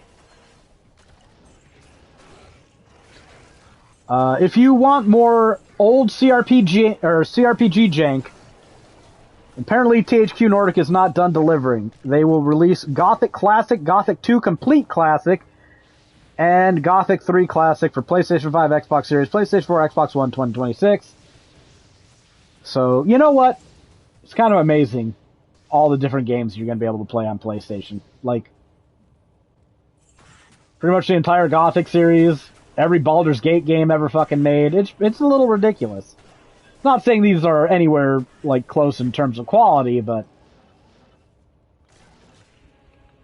it's kind of nice to have a physical repository for these games. That's all I'm saying. Yeah. Finally, publisher THQ Nordic and developer Gunfire Games have announced Darksiders 4 for PlayStation 5, Xbox Series, and PC via Steam. Release date was not announced. Looks to be a co-op game up to 4 players where you choose one of the horsemen to control. Okay, that does sound more interesting. I heard this game got released. I didn't read the full blurb about it being multiplayer. Hey, Greg, podcast game. I do like multiplayer, but I also like cheap. Surely there's something cheaper out there. Well, I mean, Helldivers it has been cheap. I don't know if it still is. Space Marine 2 never really got that cheap. Still too much for me to tell you to go buy it. I think the cheapest it got down to was like $40. Hey, Grounded! Go buy Grounded for $20. I'll buy it. That's not really Grounded, cheap, huh? Yep. Yeah, $20 isn't bad. We just got paid. My electric bill was $360 this month. Just got paid. Well, it's electric and internet. It mixes the two. It's the same company. Yeah, that's literally all the money. Pretty much. That's a lot of it. That and magic cards, Rebecca. Nathan. Ew. Why'd I say your name? I don't know. Why do you do that shit? Fucking weird.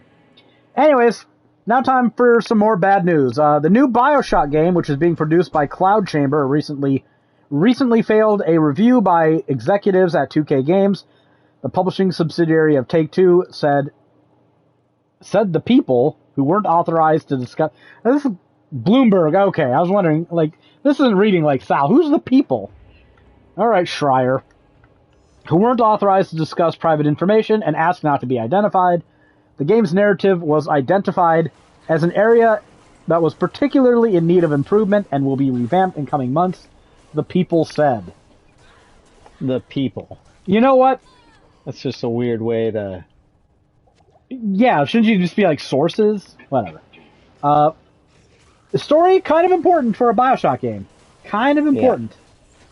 Yeah. That's not really something you want to have in the needs improvement category.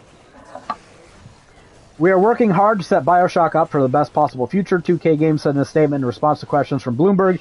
Right now, we have a good game, but we are committed to delivering a great one. We are working closely with leadership at the studio to define this path. 2K Games was also developing, and this might make you sad, Greg. You ready for it? Brace yourself. I'm ready. Get your feels. 2K Games is also developing a remake of the first Bioshock game, but that was shelved earlier this year, according to people familiar with the plans. Yeah, I heard this already, actually. Okay. I'm not sure if that's a good thing. It's not like I feel the first game is like out of date enough to need a remake, you know? Yeah. So... finally, the last bit of news. Them shelving anything Bioshock related is kind of like, what the fuck? Cause, I mean, I'd give it a try, at least, you know? Yeah. Finally, the last bit of news we have this podcast. Something that just popped into my Twitter feed last night. A remastered Dynasty Warrior games and major downloadable content for Dynasty Warriors Origins are in development, publisher Koei Tecmo and developer Omega Force announced. It is unknown which title will be remastered, but the countdown in the trailer suggests it will be a mainline entry. They literally counted down from 10 to, I think, well, they didn't reach the end because it switched to a question mark. And then they were showing clips from like Dynasty Warriors 3 on up. My brain says it's going to be a remaster of Dynasty Warriors 3. I think that's if 3 makes sense if they're planning to just do like lazy remasters of all the old ones. But I think that's also a weird one to start with because, let's be honest, do we really expect Koei Tecmo to fix a lot of things? And is it really fixing the game if they get rid of the fog and the draw distance? 3 in XL, like, combined. Do you really expect them to actually like do that though, to have like an all-in-one version? It would make sense. It would make sense, but would it make financial sense for them to give us more than the bare minimum? I mean, it depends if they want to go the Atlas route. I'm not expecting it. I'm not expecting it. My heart wants Dynasty Warriors 4 because I think Dynasty Warriors 4 is a vastly superior Dynasty Warriors game to 3. It's one that I can like just full-throatedly endorse without reservations. Huh? Full-throatedly. I am opening my entire throat to endorse this game. Because way to say that. It doesn't have like the draw distance, it doesn't have like the archer fucking problem that Dynasty Warriors 3 had. So Dynasty Warriors 3 is a good game, it's fun, but you really like if you're playing on the hardest difficulty, you kind of got to game the system a little bit. And by game the system a bit, I mean like get Liu Zhen's ultimate weapon that has Vorpal hit on his charge attack, which is a quick 3-hit combo, and then just spam that in the general direction of the fog where you think enemies are going to be because you want to hit them as soon as they spawn before they can hit you. And if that sounds like a really weird way to play a Dynasty Warriors game, you are correct, but that's the way the game worked. So, I don't know. I'm not sure. I'm not sure what they're going to do, what their grand plans are. If it's 3, 4, or 5, I'll be pretty happy. Like, in order, 4, 5, and 3 are my preferences. But we will see. 4 would be absolutely amazing. Me and the wife might stop being around for a while to replay that. Hey Rebecca, you want to get Yue Ying's ultimate weapon again? No. Well, that's apparently not going to happen. But you know what? No, no. She said no. Why not? That was a bitch of an ultimate weapon to get. I know you're not a Dynasty Warriors guy, but getting ultimate weapons in these old games basically meant... It usually meant fulfilling certain conditions on the battlefield in an optimal way that was also, like, lore relevant to that character. So, like, if there was a... If in the history, I guess I shouldn't call it history, because, like, Romance of the Three Kingdoms is kind of fanfic of the Three Kingdoms era instead of history, but whatever. Whatever. If they, it had a root at least of history, right? yeah, I mean, I'm sure after History-ish. I'm sure after Cao Cao was presented with, Tsao was presented with Guan Yu's decapitated head, he wasn't haunted by Guan Yu's ghost until he buried it with full rights. Like, something tells me that didn't actually happen. But who knows? Maybe he had pangs of conscience. You don't think Jia Hundun got shot in the eye and took his eye out? That I actually do believe. I would not be surprised if that was true. I mean, like, we're talking, this is 300 AD. I think it's like 140 to 250 actually. Or something in those ranges. I don't think every bow they were using was like a composite long bow, you know? So the draw strength on some of those bows might not have been great, and I think it's possible to take an arrow shot in the eye, only lose your eye, and make a show of it. This is something I actually believe could be in the realm of possibility. Not saying it is. I'm saying I wouldn't be surprised if it was. I mean, there's a difference between taking it out and then taking it out and eating it. Yeah, hell. Yeah, you don't think motherfuckers were crazy back then? Yeah, I mean, that sounds like some Date shit. Now, granted, it might have been compressed, right? It might have been compressed. Like, maybe he got shot in the eye and was, taken away from the battlefield and spent a fucking few days recovering and then came back and whatever, threw his eye away in contempt, and people just, made the story crazier over time or some shit, but,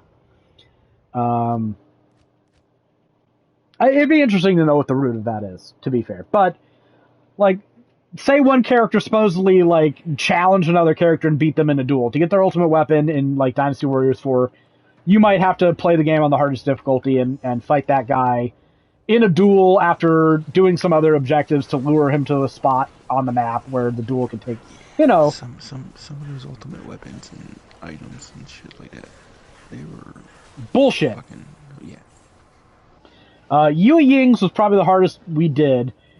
She's got a, what are they called? The Nanban or Nanking? What I think is Nanban. The Nanban tribe, and their big gimmick is like, I guess they're Southerners that have access to elements, and the game portrays them as like tribal. There's probably some racism going on there. Probably a little bit of racism, but they use war elephants and.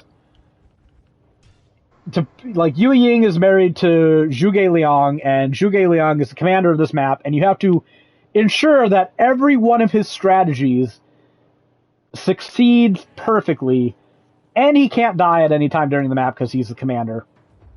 And it's fucking nearly impossible to go and run back and forth across the map to make sure that all of his plans succeed without him dying, because you're at a severe morale disadvantage, and it was rough. It was rough as shit. The only way Rebecca and I were able to do it is she had to play Zhuge Liang, so she was in control of the commander. Is that how that worked in Dynasty Warriors 4, or did it just make you a clone of Zhuge Liang, and then you just stood by the real Zhuge Liang and defended him? I think it made what? I think it made me take his place. Okay. I remember the only way we could do it is I had to sit there like by an enemy gate and just farm kills until I got 1,000 kills on the map, because that would make our morale like go through the roof, and then all of a sudden the AI on my side was able to actually win fights instead of lose all the time. Apparently, Guan Yu's was also a pain in the ass. Yeah, but it's a long fucking map because you got to do everything, Yeah, I know. and you don't know if you got it until the fucking end. Yeah, that's the extra bitch about it. I don't remember Guan Yu. I know I got Guan Yu's ultimate weapon. I don't remember. Well, I don't remember having trouble with it. is on Fan Castle. Yeah. You have to get two allies to betray you, and then you basically have to like lose every one of your allies and be alone. Maybe we just got lucky, because I don't remember having trouble with that. Or we blocked it out of our minds because fuck that. No, we didn't block the Yue Ying one out of our That's minds. a whole nother level. Okay. Suffice to say, Rebecca and I love old Dynasty Warriors, so this has potential. I hope they don't fuck it up. But I'm curious because they said it's a remaster, not a remake, which is probably a good thing. But like, are they gonna change the draw distance that much? Because then you're talking about like you have to recalibrate entire AI patterns, and I don't know how that works. Or are you just gonna keep the funky draw distance because that's kind of part of the game, but it's also not a part that is good. If they do 3, are they gonna change the archers? Yeah, Wu Zhang playing archers, ridiculous. So, I don't know. We'll see how this goes, but I'm fairly hyped. Like I will take a warts and all remaster of these. Just let me play them on modern systems again. We've been discussing them just re-releasing the PS2 games on PSN. Exactly. So you know what? And I would have been happy. I would accept that. But if they're calling it a remaster, then maybe blur out some of those warts. You know, do we need every pimple? I don't know. That's probably the news I'm most interested in. That and Octopath. So, Octopath was by far the best announcement from that Nintendo show, though. Oh yeah, in my opinion. Not even particularly close. Oh, I skipped a whole bunch of stuff to get to Nintendo stuff. Well, we got more. We got more news. Unless you want to wax on more about Octopath, Greg. No, I mean, this is the third Octopath. People know what they're getting into. Do we? We're getting a creator character. What's that going to look like in Octopath? Don't know. We'll find out. Sony Interactive Entertainment has filed a lawsuit against Tencent in California federal court, alleging that the company ripped off its Horizon series of video games with the November 2024 announced title Light of Motirum, according to a Reuters report. The lawsuit describes Light of Motirum as a slavish clone featuring identical gameplay, story themes, and artistic elements to Horizon, as well as other similarities. Sony Interactive Entertainment also said in the lawsuit that it declined an offer from Tencent to collaborate on a new Horizon game in 2024 before Tencent announced Light of Motirum. Greg, imagine that. As our Chinese correspondent, what's your take on this? Our Chinese correspondent. Oh, that's good. Yeah, I mean, they sure do love stealing. You did not disappoint. You did not. Well, Greg has strong feelings about Chinese originality, so I figured it isn't just video games they love stealing, I'll tell you that much. You know what? I'm not going to shed a tear over corporate copyright law. I'm just not. I mean, I linked the picture in the Discord. Yeah, I'll show this to Rebecca so she can judge.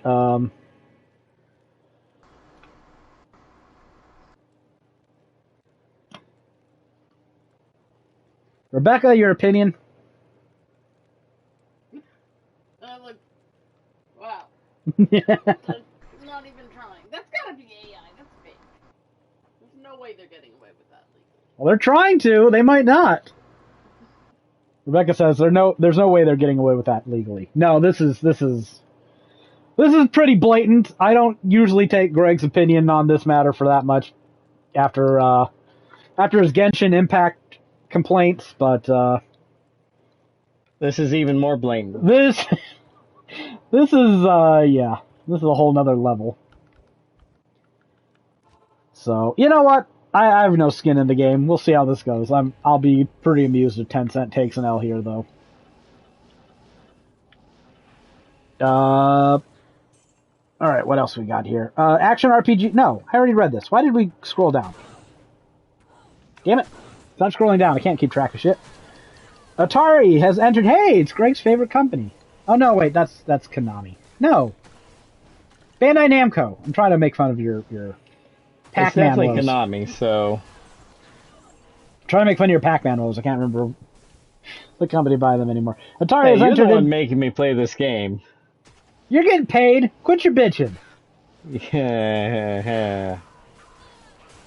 Atari has entered into an agreement with Thunderfall Group to acquire approximately 82% of the outstanding shares and votes of Thunderfall Group for approximately $4.5 million. The company's announced Thunderfall Group encompasses a global games publishing business. Can't be that encompassing if they're 82% of their shares only worth $4 million. 5 studios with various creative and technological expertise and services business. Its 20-plus intellectual properties include SteamWorld, Islanders, Lost in Random, and Vampire's Fall. I'm surprised that SteamWorld goes that cheap. I honestly am a little bit surprised. Because they made like 4 games. You don't think they made... I don't know. That's a bit weird. All those other IPs must be real lightweights. Must be. The PlayStation 5 version of open world adventure game Hello Kitty Island Adventure Yay! will launch on August 5th. Worldwide mega hit. Open world adventure game Hello Kitty Adventure Island. Or Island Adventure, sorry. Hey, you get it right. It's I've heard it's basically Animal Crossing. But I mean, I've actually heard it's actually pretty good too. I mean, fair enough. Which is why I posted it. It first launched on Apple Arcade on July 28th, 2023, followed Switch and PC via Steam. You know what? I can look that up on Steam. We'll see how good the Steam people say it is. Hello Kitty Island Adventure. $40? Overwhelmingly... Oh, that's recent reviews. Overall reviews, very positive. 93% of 5,355 user reviews for the game are positive. Well, hard to argue with 93%, right? No. Not hard to argue. You don't think Hello Kitty Island Adventure could be any good? Oh, I'm sure it's fantastic. Probably rivals World of Warcraft. I mean, I know you mean that as a joke, but World of Warcraft, one of the most overrated games of all time. Physical editions are due out for PlayStation 5 and Switch on August 29th. PlayStation 4 release is also planned, but has yet to be dated. You know what? If this is a good little fucking chill life sim game, I will buy it for cheap as shit. Whenever it goes on sale for enough, I will buy it. I can't look at this and go, Fantasy Life I was that much fucking worse, you know, or childish. So it is what it is. I'm fine with it. Slime Rancher 2 will leave early access and launch for PlayStation 5, Xbox Series, and PC via Steam, the Epic Games Scam, and Microsoft Store on September 23rd. Publisher Monumi Park announced. Rebecca, Slime Rancher 2. She just gave a thumbs up. You excited?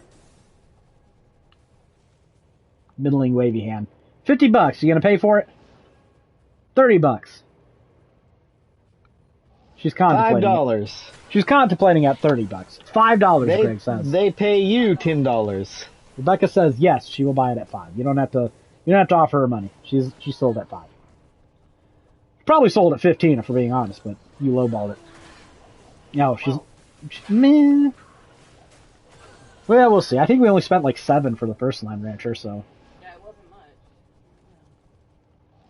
I mean, I like the first Slime Rancher. I'm not willing to put in the time and effort to platinum it.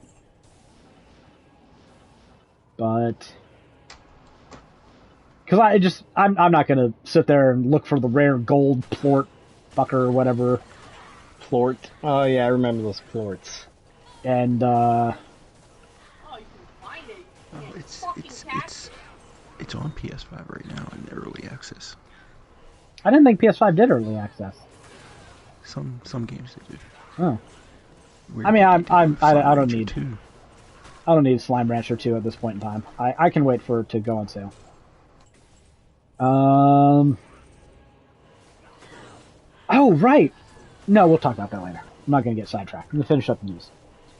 Shantae Advance Risky Revolution will launch digitally for PlayStation 5, Xbox Series, PlayStation 4, Xbox One, Switch, and PC via Steam on August 19th for $25, developer WayForward announced. All physical editions of the game published by Limited Run Games will include the deluxe edition costumes on disc or cartridge, plus just 3 costumes. Pre-orders for the physical edition will begin on August 8th. Greg, you buying it? I own it. Do you own it on... Limited Run copy came in. Oh, that's right. You bought the GBA version. Oh, okay. Crazy person. Get the PlayStation version for trophies. He's probably going to buy the digital copy of that. Yeah. It'll go down to $10. He'll buy it at that price and plat it. Probably has 2 platinums at that price. So I know Greg. Right, I forgot they did an advance sale of that earlier. You know what? I'm not sold, but I can't rule it out. Like if it came with a little plushie of her in her chimp form. That sounds pretty cool. You need to send a photo of that. All right. I tried to send. Cute. Tried to say photo and picture at the same time, and it came out. Something in the middle. Not a word. I can't say I'm not gonna buy it. Like if it pops up on VGP later for a good price, maybe. But it's not. I'm gonna bust out my DS and play that thing as it was meant to be played. No, gee. Well, you have fun with that. I'll play it on PlayStation 5 the way God intended. Rebecca, do you have any news? Did you do anything? You have any? It's been so long since you've even been in the room during a podcast.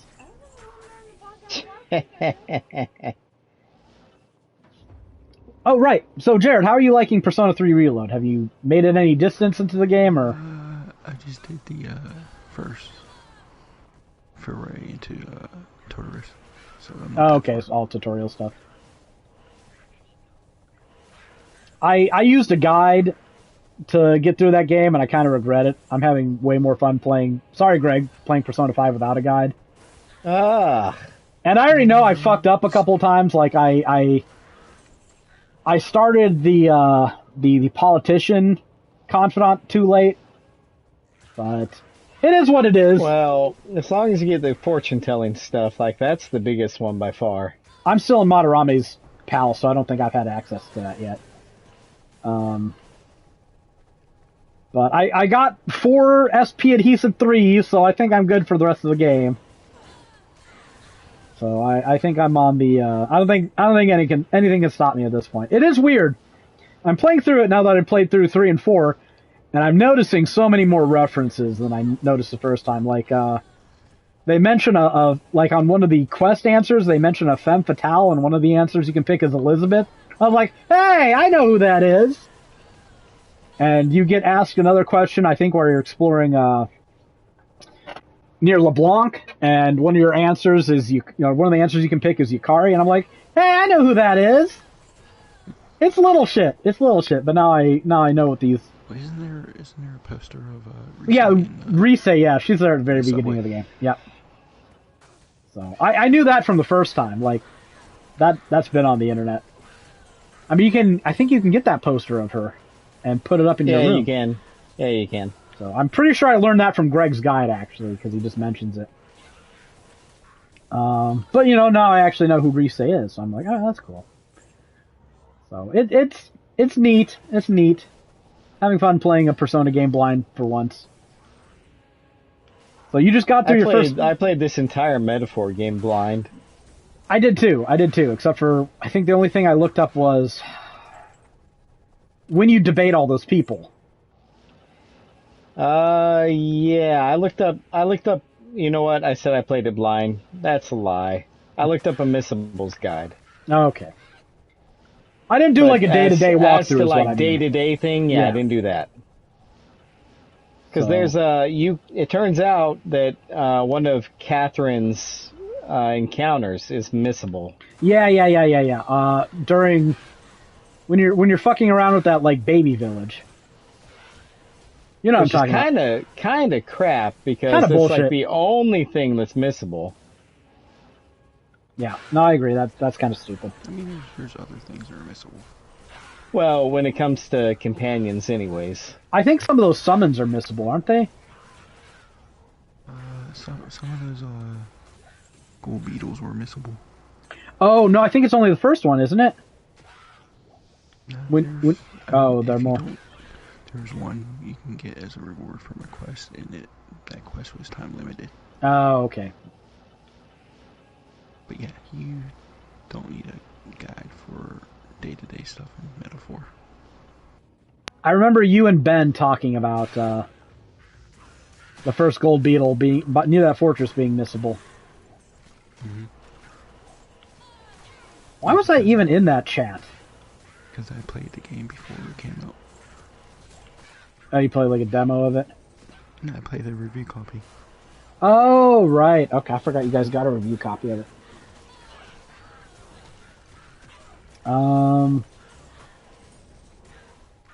So, like, I can't remember what happens on your first visit to Tartarus. Is that before Junpei joins? It's just you and Yukari, or is that when Junpei joins? Junpei joins. Okay. Like, that first run, I remember I was following a guide, and they were telling you to make, like, certain progress. And I was like, how the fuck are you supposed to do this? Like, on normal mode. They wanted you to run to the, like, as far as you could. I'm like, dude, I have, like, 20 SP. What are you talking about? This, like, the Kamashita thing is still rough, even if you know what you're doing, but the guide I was following was just like, no, just make it to the end here. I'm like, this is not possible. This is not possible with fresh start. And they're like, and get Yukari to level 11. Yeah, it's like, you're out of your fucking mind. Like, everyone's like at their starter level. I have like 20 SP on each character. You know, I'm not hit point tanking the enemies, and I'm not knocking them down by targeting their weaknesses because I don't have the hit points or the SP to do either. So, ultimately what I had to do is change it to the lowest difficulty to stay on track with the guide, but it's like, you know what? If you have to lower the difficulty to actually fucking make it to a certain... Yeah, then that's not a good guide. That's not a good guide, or you need to say that you need to do that. So... Yeah, those guides, they all do that. Well, I don't want to change it to... Like, I would... If I'm following a guide, I'd rather they go, alright, try to make it to level 5, and then you'll basically double your SP. Because the same thing was true in Persona 4. Like, with your first proper trip to a dungeon, you have no SP, man. You're not making it that far. I don't know what to tell you. You're not doing a Kamashita run with, like, fucking 20 SP. You're just not. You need to level up a few times, you'll double your SP, then you come back and you can really make a deep run. But if that's the case, then just say, you know, try to hit level 5, level 6, then next time you come back, you'll have double the SP and you can make it to the end. I pitched Persona 3 Reload to Sophia, and she was like, well, she didn't say it, Ben said it. Ben was like, it's a long game, even if it's coming to Switch in October. It's a long game to do solo, and there's a lot of information out there. I'm like, I bet Neo Seeker got good traffic on it. Yeah, I'm like, you have no other Persona guides except for Persona 5, and I never really I finished the main story, but I never did screenshots for that guide. Now, hey, I've got most of a Persona guide with screenshots. God damn it. That's a good guide. It's just, I'm sitting here like, I'm literally not doing anything. You can have another guide up. I mean, to be fair, the thing only sold 2 million, so I'm not sure what... Then again, you know, Only 2 million, huh?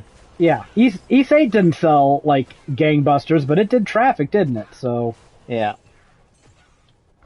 Yeah, look at the one Metrovania did 2 million hits. God, I think I only have one 2 million hit guide on Neo Seeker. And that's Fire Emblem. That took forever. Forever. It's I don't worth know. it. Yeah, I paid pretty well. I think Persona 3 Reload's a good. I gave it an 8.5 out of 10. Just people talk shit about it. I guess it's kind of cool in the Persona verse to fucking hate on Persona 5 because that's the game that inroaded a lot of players to the series. I don't know why people get like crazy and gatekeep their franchise when it finally gets some success and attention, but whatever. It's what people do. I think putting a Persona 5 skin over Persona 3 helped that narrative immensely. It's just... I played Portable, it's fine, the old PS2 models, but the the Persona 5 aesthetics are just better. They're just better. You get to see more emotion, you get to see the characters act skits out better, it's not as stiff. It's just better. I don't know what to tell you. I'm still getting used to the VAs a little bit. I didn't have any trouble with it. I played those games like right next to each other, so I don't know. I mean, they sound very similar. Like Akihiko is probably the biggest difference. Yeah, Akihiko in Reload, his voice is a lot deeper. But I think the one that sounds closest is Mitsuru's voice actress. Sounds like almost exactly the same. It's kind of hard for me to gauge with Yukari because I don't know, like the recording quality on those for the voice actors in Portable were not great. So I swear Yukari's voice was always accompanied by just like the faint hiss of microphone in Portable. So that's the main difference I remember between those two. I don't know. I guess I'm just not a stickler for it. Like, I don't really care that much. It's possible to have better and worse voice actresses, like Ada Wong in Resident Evil 4. Resident Evil. I don't know what the fuck they did. I don't know if they paid her like $50 and a fucking tuna sandwich to do that. Because she didn't sound like she wanted to be there at all in the remake. Yukari's VA for the original Persona 3 is Kawakami's VA in Persona 5. That's a teacher, right? Mm-hmm. Okay. I didn't know that off the top of my head. That's cool. I don't know. You need to play through this and give me your opinion, so we have more than just my biased opinion of it. Yeah, you're definitely biased. I know. I played the game and I liked it. What a bias.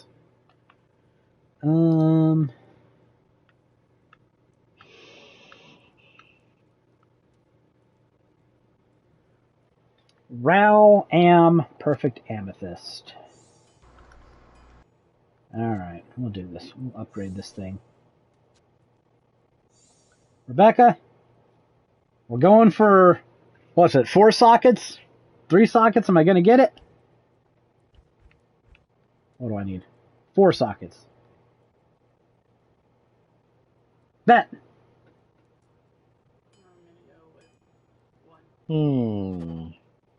Ah! I was thinking too. God damn it! I should have gone with my brain.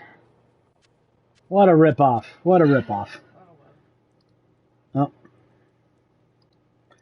So, do you want to do Grounded, Greg, or is $20 too much? Yeah, I'll do Grounded. Why not? Because we haven't co-opted anything in a long fucking time. Because I've got $20. Like I got money on my PSN account right now because of those new egg things. I can flip $20 on Grounded pretty easily.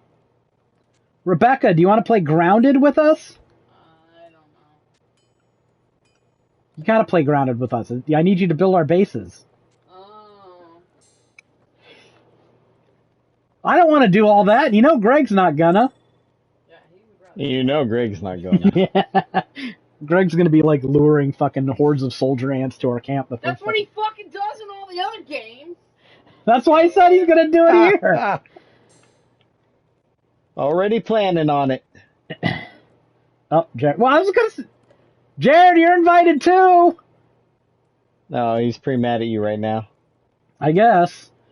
All right, I'll buy Grounded. We can play that on the podcast next week. Because I don't think we have any other games that are ready to go, and I'm really vibing the first one. So.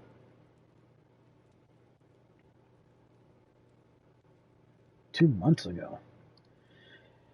But that's all the news for this podcast. I mean, we had 2 hours worth. That's pretty good. Pretty good chunk of news there. Not bad, I suppose. I assume you don't have anything else? I beat a Genesis game. Did Genesis do what Nintendo don't? Yeah, sometimes they do. Not very well, though. I'm sorry. I beat a game called Crusader of Sinti. I've heard of that. It's like a... Have you? That's like the Legend of Zelda for the Genesis. Yeah, people call it that, but it is like nothing Way more like Legend of complicated, Zelda. I wouldn't call it more complicated. Like, you Didn't it have have a like sword. elemental stuff? Yeah, kinda. You get animal companions that can add elements to your sword, but I mean, Legend of Zelda had a giant inventory of items that you could use, like boomerang, hookshot, sword, magic wands, bow and arrow, right? Bombs, all sorts of crap. You have a sword. You have a sword. You have a sword. So you're saying that this guy would... The most complicated it gets is that you find animals and they follow you around and they do certain things. So you're saying this guy would totally smoke Link in a sword fight. That's what I'm hearing. He's not very good with it either. Yeah, I don't know if he'd smoke him. I don't know. That game desperately needed some more equipment. See, I've heard of a lot of people speak of that game glowingly, but I've never actually played it. Because saying something's like Legend of Zelda just makes me want to play it less, frankly. It's definitely unique, and the Genesis definitely needed more games like that, but it was like, they wanted more RPGs on the system, and this was came as a result of that. But it's not really an RPG. I mean, I guess it's an action RPG, but you're kind of stretching it. If you're just like picking up hearts, then it's not. I mean, would you call Link to the Past an action RPG? It's not an action RPG. So then, what the hell is this? Just an action adventure game.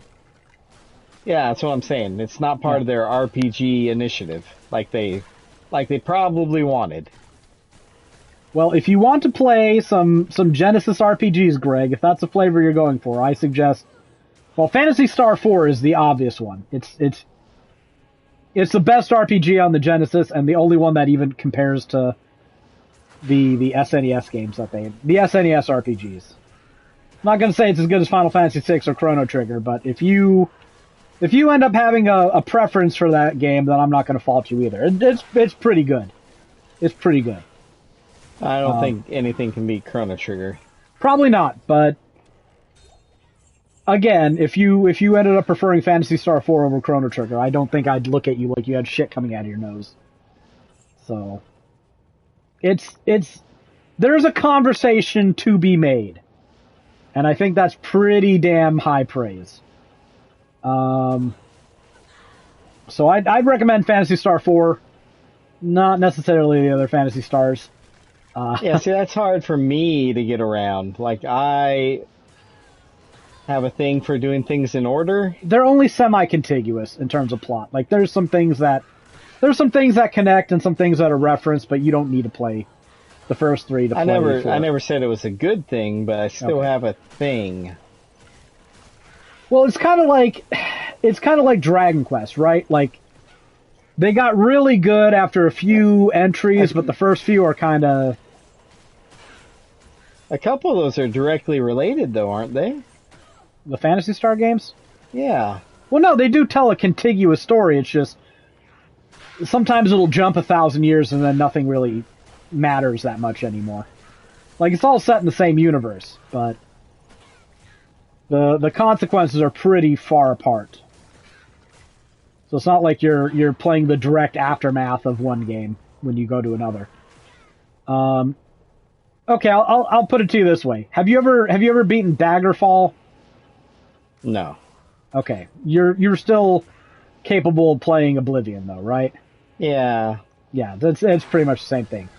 Like, you're gonna have to slog through a bunch of not great dungeon RPG stuff to get through the first 3 Phantasy Star games. And a lot of it's not that good. But Phantasy Star 4 is pretty good. is pretty good. Ooh, an ethereal thresher. I gotta add sockets to it, right?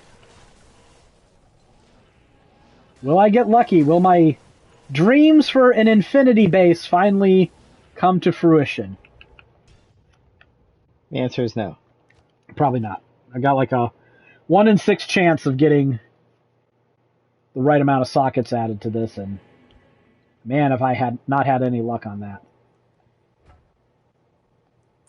But if it happens, it's my last Amrune too.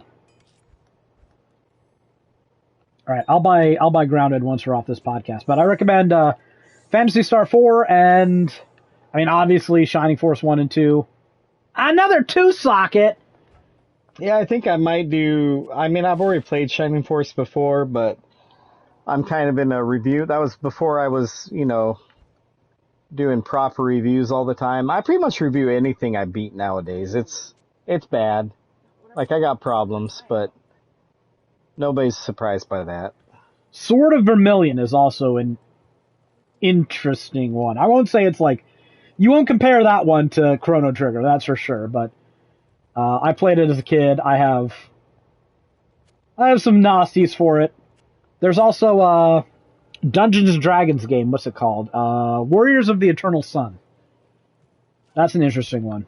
So those are some Genesis RPGs you can check out. There's not a whole lot on the Genesis to play in terms of RPGs, but those are a couple off the top of my head that are worth looking at, in my opinion. Yeah, probably. It's probably going to be Shining Force 1 and 2 next, though. Oh, I mean, I'm not going to argue with that. Shining Force 1 was so great. I'm the one person in the world who prefers Shining Force 1 over Shining Force 2, and it's all because I just like the aesthetic better and the battle music. Oh my god. So good. So good. Now I'm going to have to listen to that again. But not right now. Alright, so next weekend we will be playing Grounded on the podcast. Maybe we will be able to rope Rebecca in, maybe not. We'll see how things go. But until then, that'll do it for this episode of the 3G podcast. Until next time, see y'all later. See ya.